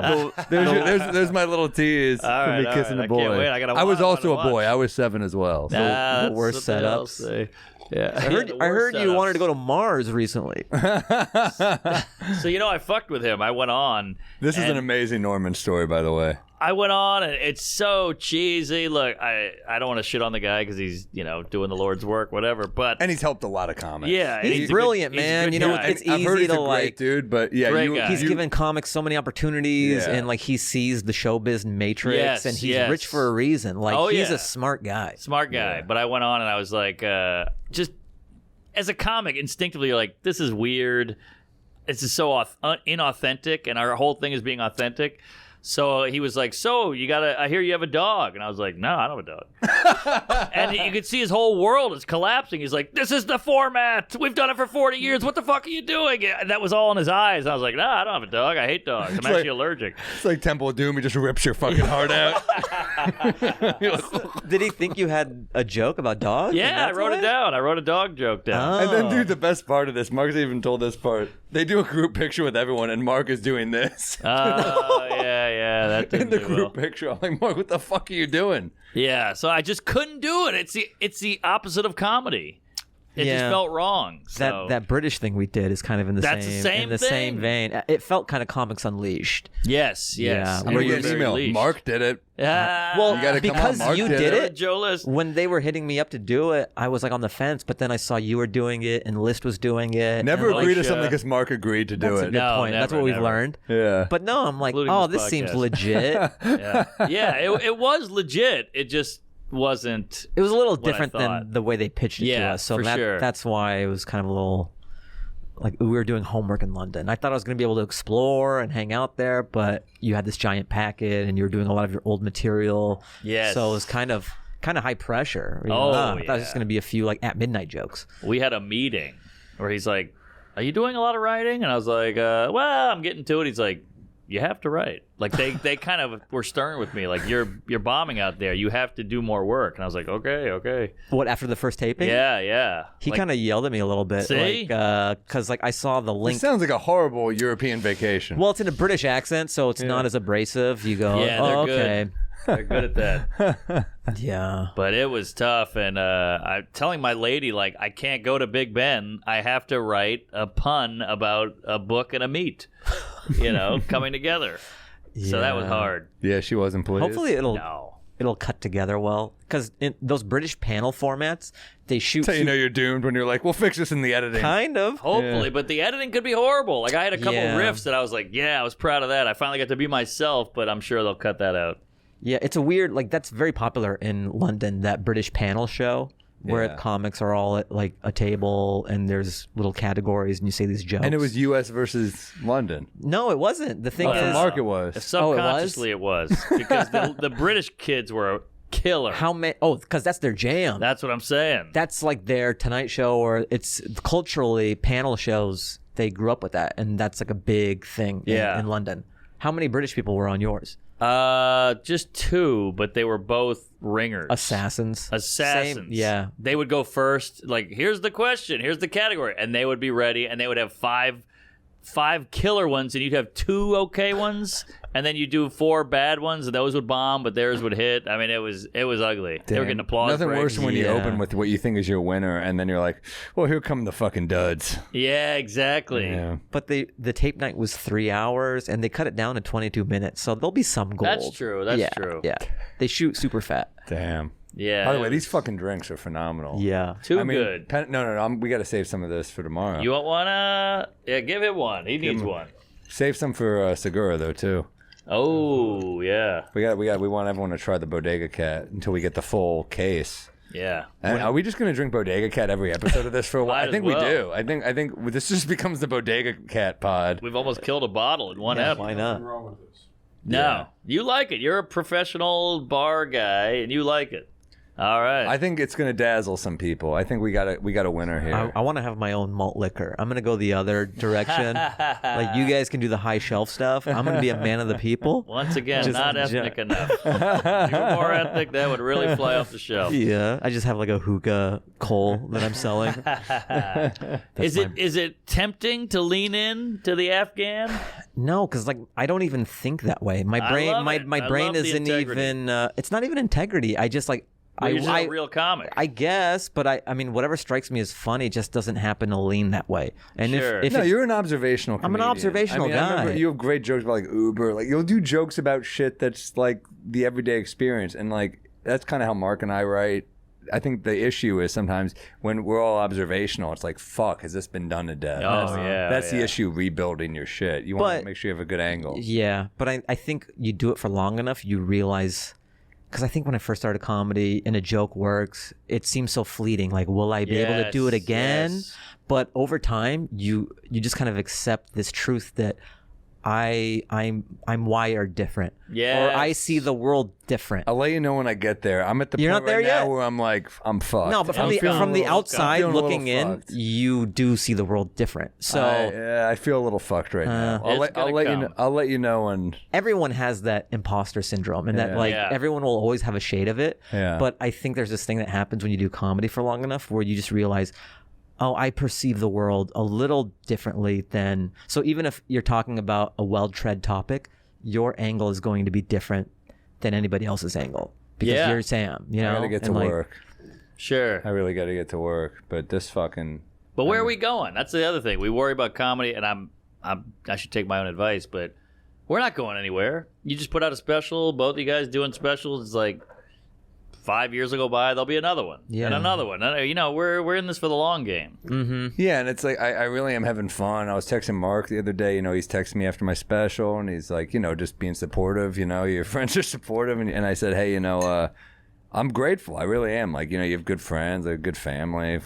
I like where my career's at. Like, I'm kind of like I'm trying to just enjoy my life right now, and just you know. Guy just did the Beacon. He just did a Letterman. The Letterman He thing just is did a fucking amazing. special. I mean, this Thanks, guy's man. rolling. Yeah, yeah. Oh, you guys as well. I mean, shit. And it's cool. It's life is all right now. You know, like this is fun. This is work. This I'm is drinking amazing. with Yeah. This is I'm our drinking job. with people I enjoy, and this is a fucking job. Yeah. Sometimes you have to remind yourself of that because you'll hop on Instagram when you wake up, and Oh, I have doom and gloom. I know you have to remind yourself. This was like a big moment for me where I realized you can't do all the cool things. No one can do all the cool things. Like you might look at some stuff and you go, "Oh, that looks cool. That looks cool," but it's not a multiverse where you get to do every fucking thing in the world. You're doing cool shit that people envy. You're doing cool shit that people envy. Like I'm doing cool shit. You can't do it all. Yeah. And also you I don't want to do it all. Yeah, you don't want to do it all. I'm already exhausted. Yeah.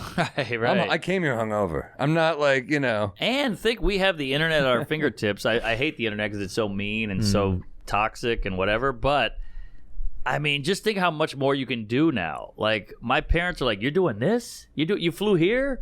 Are you tired?" I'm like, "No, I'm doing the road." They're like, "You flew to Indianapolis and then you're going back on Sunday? I mean, you're taking a break, right?" I'm like, "Oh, I got a spot at the Cellar." Like, "You have a spot tonight?" Oh my god! Yeah. Like, I like this though. I like it. I want to live. I know. want to pack as much in. I look at life as fleeting. I'm like, I know, we're gonna but die one you day. do I have to agree. reset sometimes. Of course, because, of course. I do the same thing where I land and I go to the Cellar and I'm like, I needed it to take a night. Like sometimes I you get just, that. because you also need to live. Like you're talking about Top Gun. I'm like, I used to go to the movie theater like once a week. That's true. I haven't been to this is the last movie I saw in the theater, 1918. No, it was 1917. 1917. Did you see the sequel? I saw the sequel. You meant the It was year. 1 year I was like, later. You been to the theater since 1918? Holy shit! I haven't. was That's a lot. confused. Great movie to see in the theater, by the way. Pretty Great great. movie. Yeah. I mean, fucking incredible. But that's the last time I saw a movie in the theater, and that was like 3 years ago. We're busy. we're lucky that We're lucky. we do stand up and our scenery is changing all the time. I had this writing job for about a year and a half. What were we writing on? It's not United States of Al, that Chuck Lorre show. Two girls, one nice. cup. It's okay, you know. Yeah, yeah. It's interesting when you write for Is he cool, Chuck Lorre? You know what's interesting is we operate in the world of stand-up and we're all like hip and savvy and think we're on the cutting edge of comedy and shit. And it's easy to be like, oh, Chuck Lorre shows or whatever. It's not my cup. It's not like a cool thing, let's say.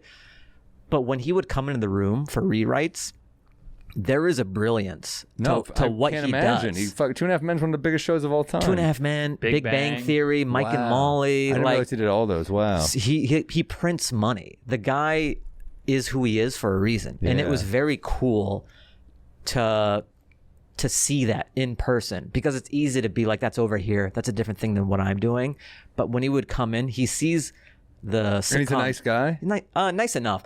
Like people, yeah, he's a nice guy, but he is just so busy and so rich that he doesn't have the time to like kid gloves yeah, you. Yeah, exactly. Sure. You know what I mean? Because his time is very, very valuable. Yeah. So I understood it. Do you like the writer's room experience? I mean, you're such a comic. I feel like you would hate it. Yeah, exactly. So it came during the pandemic, so it was cool to have that when the world shut down and we couldn't really go on stage. And because I never tried to get staffed when I was a comic, just because I love stand-up and acting and I love the shit changing all the time.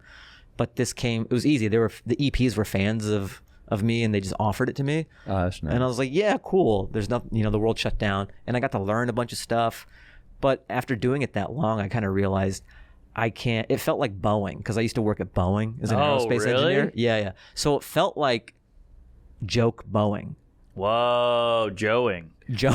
Wow. Because you're at a conference table for 10 hours every day. You have an office. What? There's a break room. Oh, So it kind of. It's not you. I mean, Nightmare. You talk about acting and stuff. I mean, you were in that Tina Fey movie, right? Whiskey Tango yeah. Foxtrot. How did that happen? That was just auditioning. Yeah.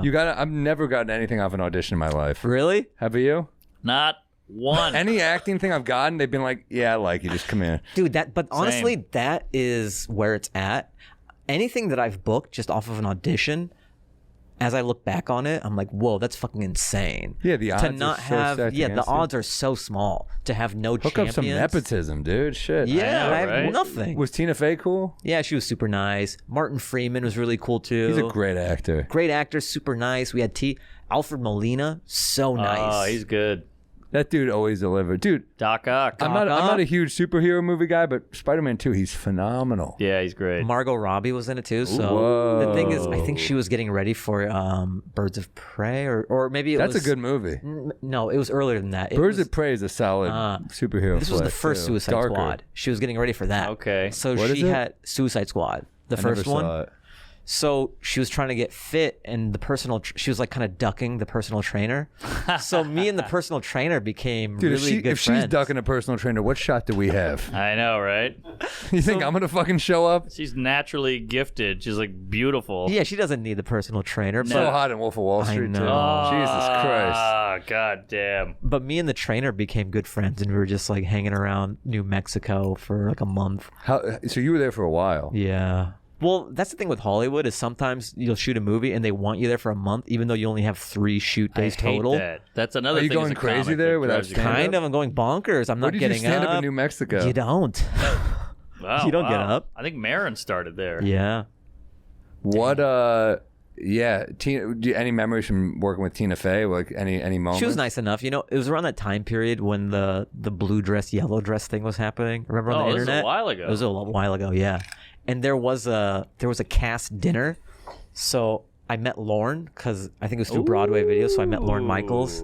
Did you ever want to do SNL? Yeah, that's why I got into stand up. I mean, he's prime. You're I built don't for know. it. You're built for My it. best friend is on it, Aristotle. So can't he was get part in. of. Yeah. Now I So sound like your uncle. no, You I can get know. in. But it's one of those things Come where to New York, man. when you're younger, Oh, you yeah. have these idealized versions of what it is, but then you get older and you go. Would you move to New York ever? For SNL, If I had a job, but I don't have this rope. Like it's fun. I like visiting. This has been fantastic. yeah, But I don't know if it like speaks to my soul. Like I gotta live out here regardless. sure, I you get know? that. You can't I tell me get that. LA speaks to your soul. LA doesn't speak to my soul, but it's He's a West Coast I'm a West. guy. I like space. I like my Yeah. car. I like my Yeah. music. No, I hear that. Here, it's you put And your folks are in Seattle. Yeah, so it's easy to fly up and see For them. sure. I get that. Here, your car is like your AirPods, right? People put the headphones in as their slight barrier to Yes, everybody else. yes. Because there's no physical barrier, so you need to put the headphones Oh, in. that's good. This is the physical barrier. You're on the subway. Kind you're of. like, back the fuck off. Yeah, there's a lot of that. There's nothing. I love having people around that I don't have to talk to, but I like that they're there. I feel the same way. That was a part of the Carlin doc I really related to, where he was like, he needed his friends around, but he didn't want to speak to them. I was like, oh my god, that's what I do. Totally. I'm like, come over, and then my friend's just there, and I'm like, Yeah, It's like having the TV on. Yeah. It's Working on I notes, just yeah. need you over there. Right. It's like I when you leave the radio on for the dog. oh my god, no, Where- I need noise too. On the road, I'll leave the TV on. I just want noise. Same. Where'd you grow up? Where did you grow I'm up? from the city. You're from New York? Yeah. And you? He's normal. What about you? I'm from New Orleans. This is crazy. So I've known your stuff for so long, and I feel like I know you.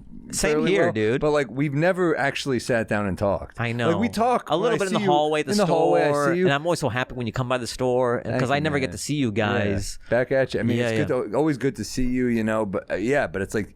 It's funny, like, so when do you have your first conversation? A podcast. That's a big part of why we do this. Kind of, we get to hang out, and how often do you get to really talk with? Because we're all socially awkward and on the run, and doing sets. Even at a comedy on the club. run. Well, even at a comedy club, you're not really able to talk. Like, oh, I'm on in 2 minutes. Sorry, I gotta go. We're talking about movies too on the road. People are like, you must see movies on the road. I feel guilty wasting those weekends. I feel like I have to be productive during the day on the road. Like I'll go get a bite or something, but I want to have something new to say at those shows. Totally. And if I'm going to the movies, I just like.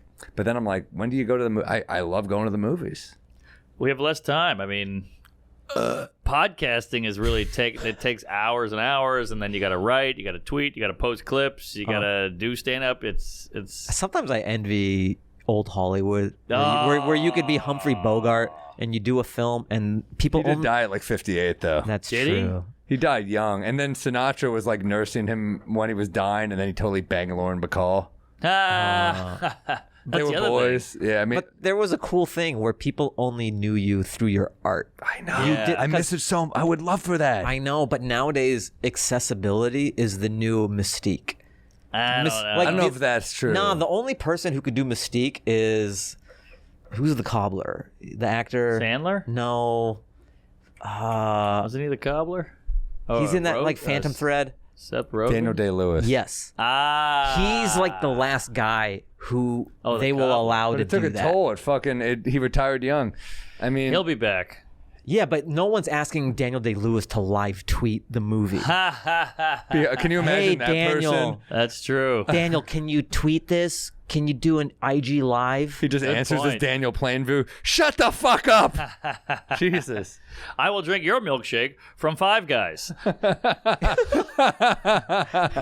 Dude, I don't know. I'm with you. I love old Hollywood shit, and I love Mark and I talk about movies on this podcast nonstop. We're obsessed with like old timey, like old Nicholson shit, and like how cool that time period was, and that era of like Robert Evans and Nicholson. Did you see that the kid stays in the picture? Oh, I did the book. I it's read the book. amazing. I heard the doc's amazing. It's amazing. Yeah. It's I gotta amazing. watch it. Robert Evans was just fucking hilarious. That's one of the best docs. One of the cool. I'll watch the doc. He's a legend. Yeah, just him on the phone, and he's giving an interview about him on a phone call, and he still says the slurs. He's like, tell that fucking Polak I won't work for that amount of money. I got the best kikes in Hollywood over here. And you're like, Jesus Christ, you're just saying this in an interview. I love one of the stories about him arguing with the agent of Faye Dunaway. They were like friends, but they hated each other. But it was that old Hollywood, like, I like you, but go fuck yourself vibe. Yes. And she was trying to get Faye Dunaway's money up for Chinatown. He was like, go fuck yourself. We got Jane Fonda interested. You can go fucking eat shit.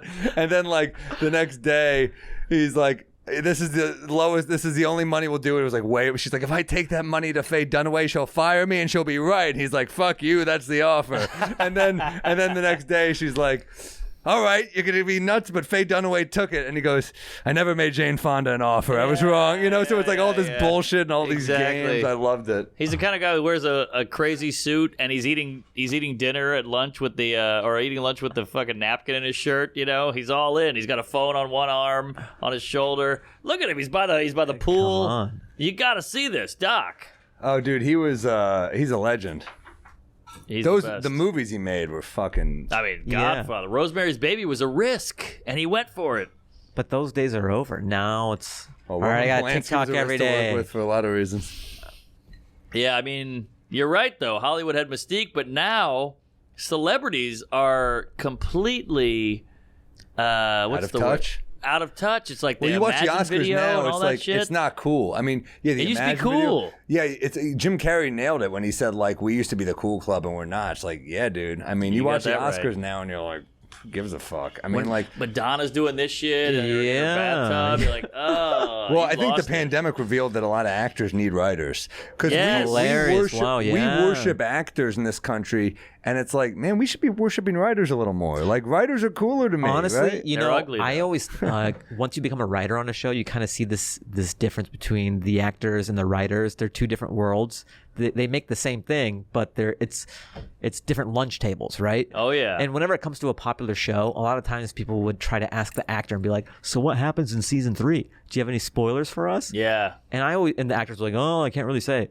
If you DM'd any of the writers and said what goes on in season 3, they would tell you everything because they're just so excited anybody even knows who they are. Right. But this is where But you're stand both. up. You're both. That's what I'm saying. I You was get to be visiting. both. I was visiting with the writing. You know, Yeah, it was yeah. cool. I learned a lot. But I think what's cool about doing those things is you learn what you want out of life and what your speed is. Yeah. And I like that I was able to lay down some writing track. Sure. But I think I love how, okay, we're doing a gig here in London and then we're doing a show I don't know, Variety. in Jersey or something. Just your scenery is changing all the time. Yes, exactly. I just knew I couldn't be in a room for No way. You blink and it's 10 years later. Exactly. And you get your nice lunch and the pay is good and, you know, you have your coffee there, but I'd rather be living. I'd rather be Yeah. out, moving. I like not knowing I've what's learned happening. to love the road. I really have. Like, it's a sickness, but when you go, it's funny. People are like every week. I'm like, that's kind of the only way I can do it. It's almost like Yeah. painful to take 2 weeks off, Yeah. and then just go on the road. Like, if I'm out there every week, I'm like, man, it's part of my week. Yeah, and also I think we did it hard. Like in my 20s, I went hard. I mean, I drank every night. I tried to get laid all the time and all this shit. And like now I'm on the road and you ever stay in New York or LA on a Saturday and everybody's fucked the up? There's the drunkest girl I in ever heels. get. Yeah. she's falling off the I'm sidewalk. disciplined on the road. In New York City, I'm like, my friends are hitting me up, they're like, meet me at this bar. I'm like, Exactly. all right, I'm fucking wasted. Exactly. It's built for alcoholism, though. That's the Yeah. thing about New York, you know? It is, Just yeah. with the subway, 4 a.m. It really is. Right. Yeah. The pizza. Even hard to be London, drunk when in we were in LA. London, everyone's just in suits. The culture, the pub culture. I was just talking Everyone's about it. off of work and they're drinking pints. That's just what you do. But then at 9 o'clock, the city's dead. Topping me off. You try to get Boy. food after 10. Dude! It was crazy. Dude, I was trying to eat good. dinner and everything closes after 9. I know. I'd have to get a Thank you. room service, which was $8 million. These are Yeah. so good. You want one there? Did he get one? He's gonna get one right now. All right. Peters, you good?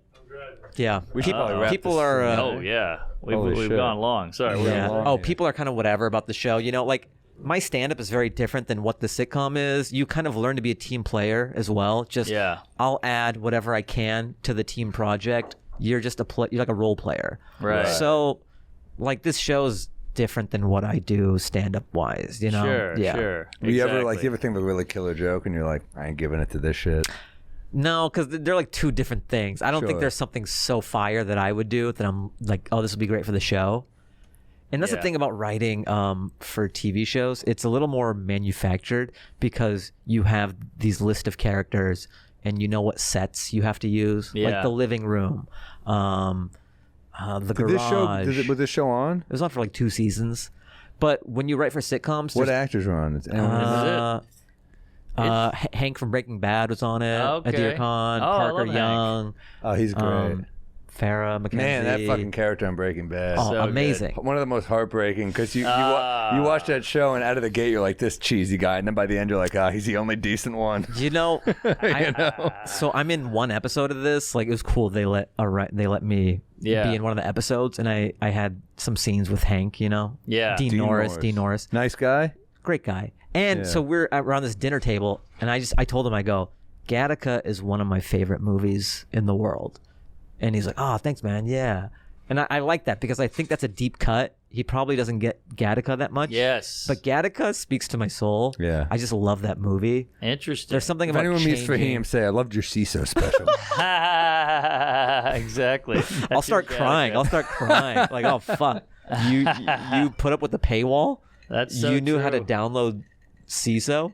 But it's good you did it. You got to see what the world is like of writing, and you realize it's not for you. It's I all think that's the way bricks. to You're go. just building It's all something. bricks, It's all... and you even if you do something and you realize, okay, maybe I don't want to do that in the future. At least you know now. But don't you see? I mean, you worked on TV. We just did this show in London. TV now, after doing like YouTube specials and our own shit and clips and whatever podcasts like this, you realize how much of a waste of time half that shit is with network. Well, the waiting around, right? There's an inauthenticity to it. Yeah. I'm not saying everything should be this loose. Obviously, I appreciate a great movie. Like we talk about how much we love The Worst Person in the World. What a great movie. Sure, but I bet that felt independent. I agree. That's what I'm saying. Like this London show, there's a warm-up guy. Woo! Give me a big laugh. Now give me a small laugh. Give me a... And you're like, what are we doing? The lights, the crew. We got to take off. Okay, union rules. We all got to go to lunch now. And you're like, we could have knocked this out in an hour. You know, we're here for 10 hours. You're right. It feels like old TV feels like buckshot. And this shit feels like a sniper. There you go. Right? Buckshot. Because you get to be funny, right? But within reason. Yeah. I mean, look at Conan. Conan had a fun late night show. We all loved it. We all loved Conan. And now he just said, fuck that, I'll do a podcast. They'll get the same interview. They'll get the same me, maybe a little better me, more authentic me. Yeah. And it's zero camera, zero production, zero makeup, zero I still craft love, service. there's something I loved about doing Letterman, though, where I'm like, I'm doing this for an audience. Like, there's something that makes you turn your shit on when there's Well, an you need an audience in the room. audience. I like but an you know, audience. well, there's no audience for Conan's podcast. That's what I mean. Like, Conan's so Right. quick and funny, and he's such a master at not just being an interviewer, but like knowing his role in the interview. Like, is the guy a dud? Is the person a dud? He'll be funny. Yeah. Is the person Norm Macdonald or Bill Burr? He'll sit back and be the straight man. You're right. Like, there's something to that. That's an art. Agreed. And I really do. Doing the Letterman thing, I was kind of like, wow, this is what it would have been like to be a comic in like the 80s. And I kind of wish that's what I was. Because I love doing an interview and just having to be like riff jokes and be funny. And like, I love this, but I love that you're in and out. Like, it's quick. It's like, for sure. You know. Totally. It is. No, I love an audience. I agree. But I think a lot of it is unnecessary with TV. Well, the amount of shit people want now is kind of interesting. Like, I mean, it's fun. I guess, you know, those shows were every night and podcasts we do once a week. But like, you know, I mean, that's a full-time job. Yeah. Oh, yeah, for sure. And just like the COVID stuff and the makeup. The COVID shit's exhausting. It's brutal. And it's hypocritical because it's like, you're not going to require masks on planes, but then you force us to take a test to get back in the country.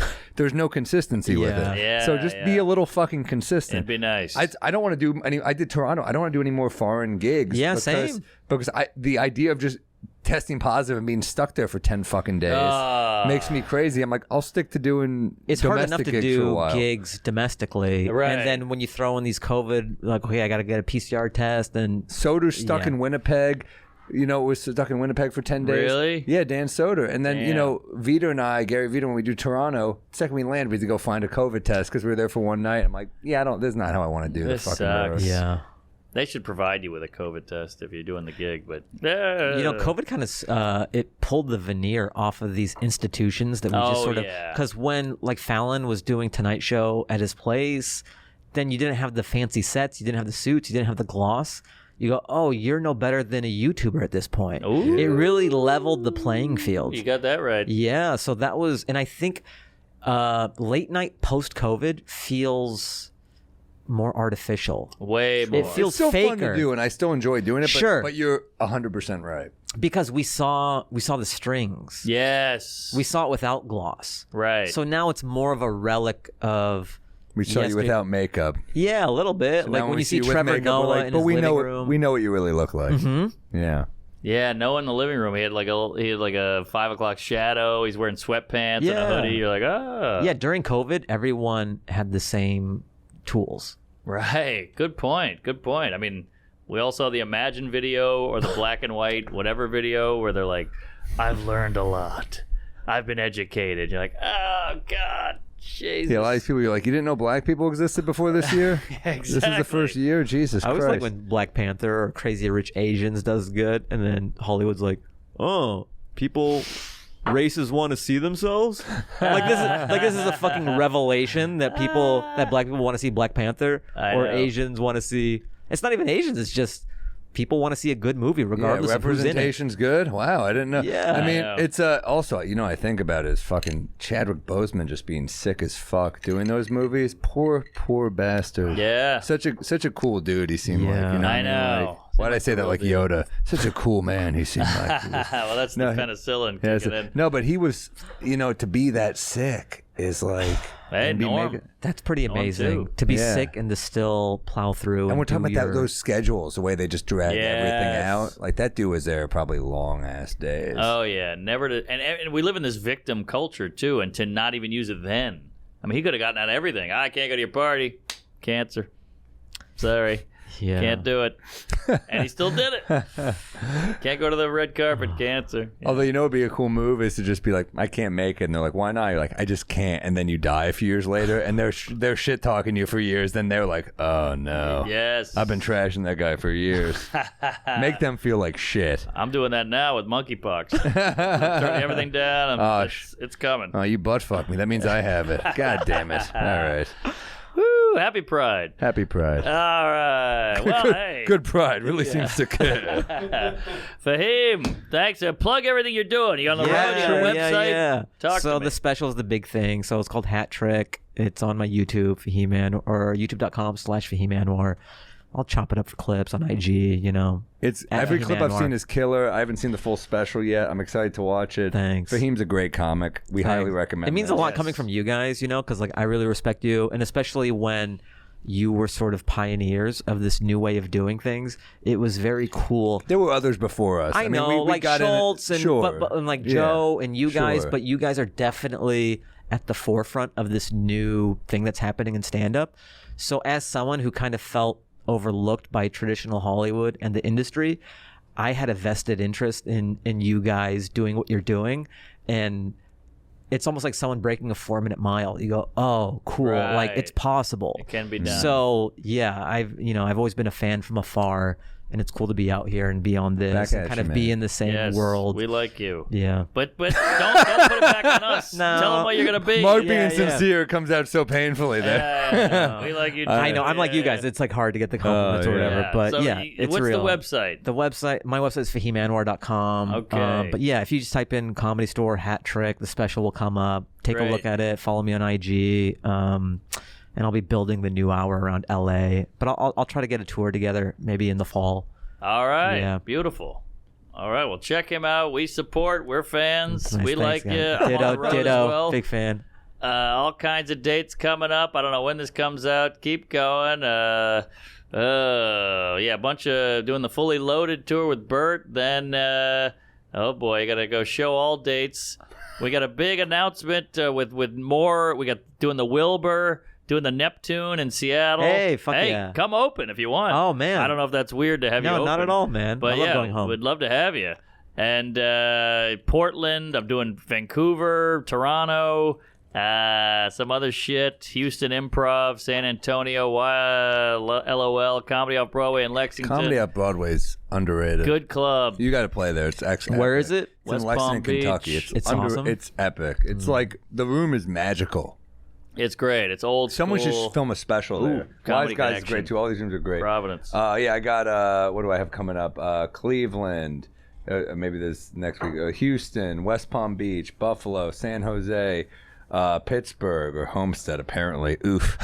It's actually a Dania decent Beach. room. No, it is good. I've been But there. yeah. I'm the reason comics can't do morning radio there anymore. Thank you. Hey. very No, much. for Morning real? TV. For real? I cause the scene Congrats. on the Yo, morning you're, show. You're like Carlin, dude. I You cause can't the do scene. these. Lots of other gigs coming. L.A., Irvine, Louisville, Lexington.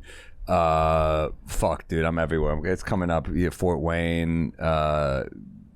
I don't know. It'll be up soon. Doing a lot of fun stuff coming up. I think it's Monster Energy Tour. So they have the dates. I forgot my own fucking dates. But Same. We've been drinking. we've been drinking. We might be drunk. Yeah. We might be drunk. Pod at Yeah, dot- I am. It's not a might. I am, guys. It's fun We when might the be drunk. title We comes might did be it. drunkpod.com if you want our cool merch. Bodega Cat's on the way. Beer Jew, we love you. Thank you. Thank you so much, Everybody, man. we're grateful for the new studio. This is awesome. We'll see you on the road and the Patreon too if you want to get on that. But Give out the website. WeMightBeDrunkPod.com. Yeah, send us Rex, Peeves, questions, and get on the Patreon and get a glass, for Christ's sake. We're having a good time. Definitely check out Fahim's special. He's a great comic. Thank you. Killer. We'll see you guys out there. Comedy. Sunday's the day for my next bender. A bit of Peeverek, you know the beer juice close. I've had a little too much bourbon, and Norman's talking shit about the fucking Pope. And I get down in the same way. Up on the roof like a cop's coming, and naked Samuel is feeling dangerous. I'm out to lunch here in New Orleans. This woman doesn't look like I remember her.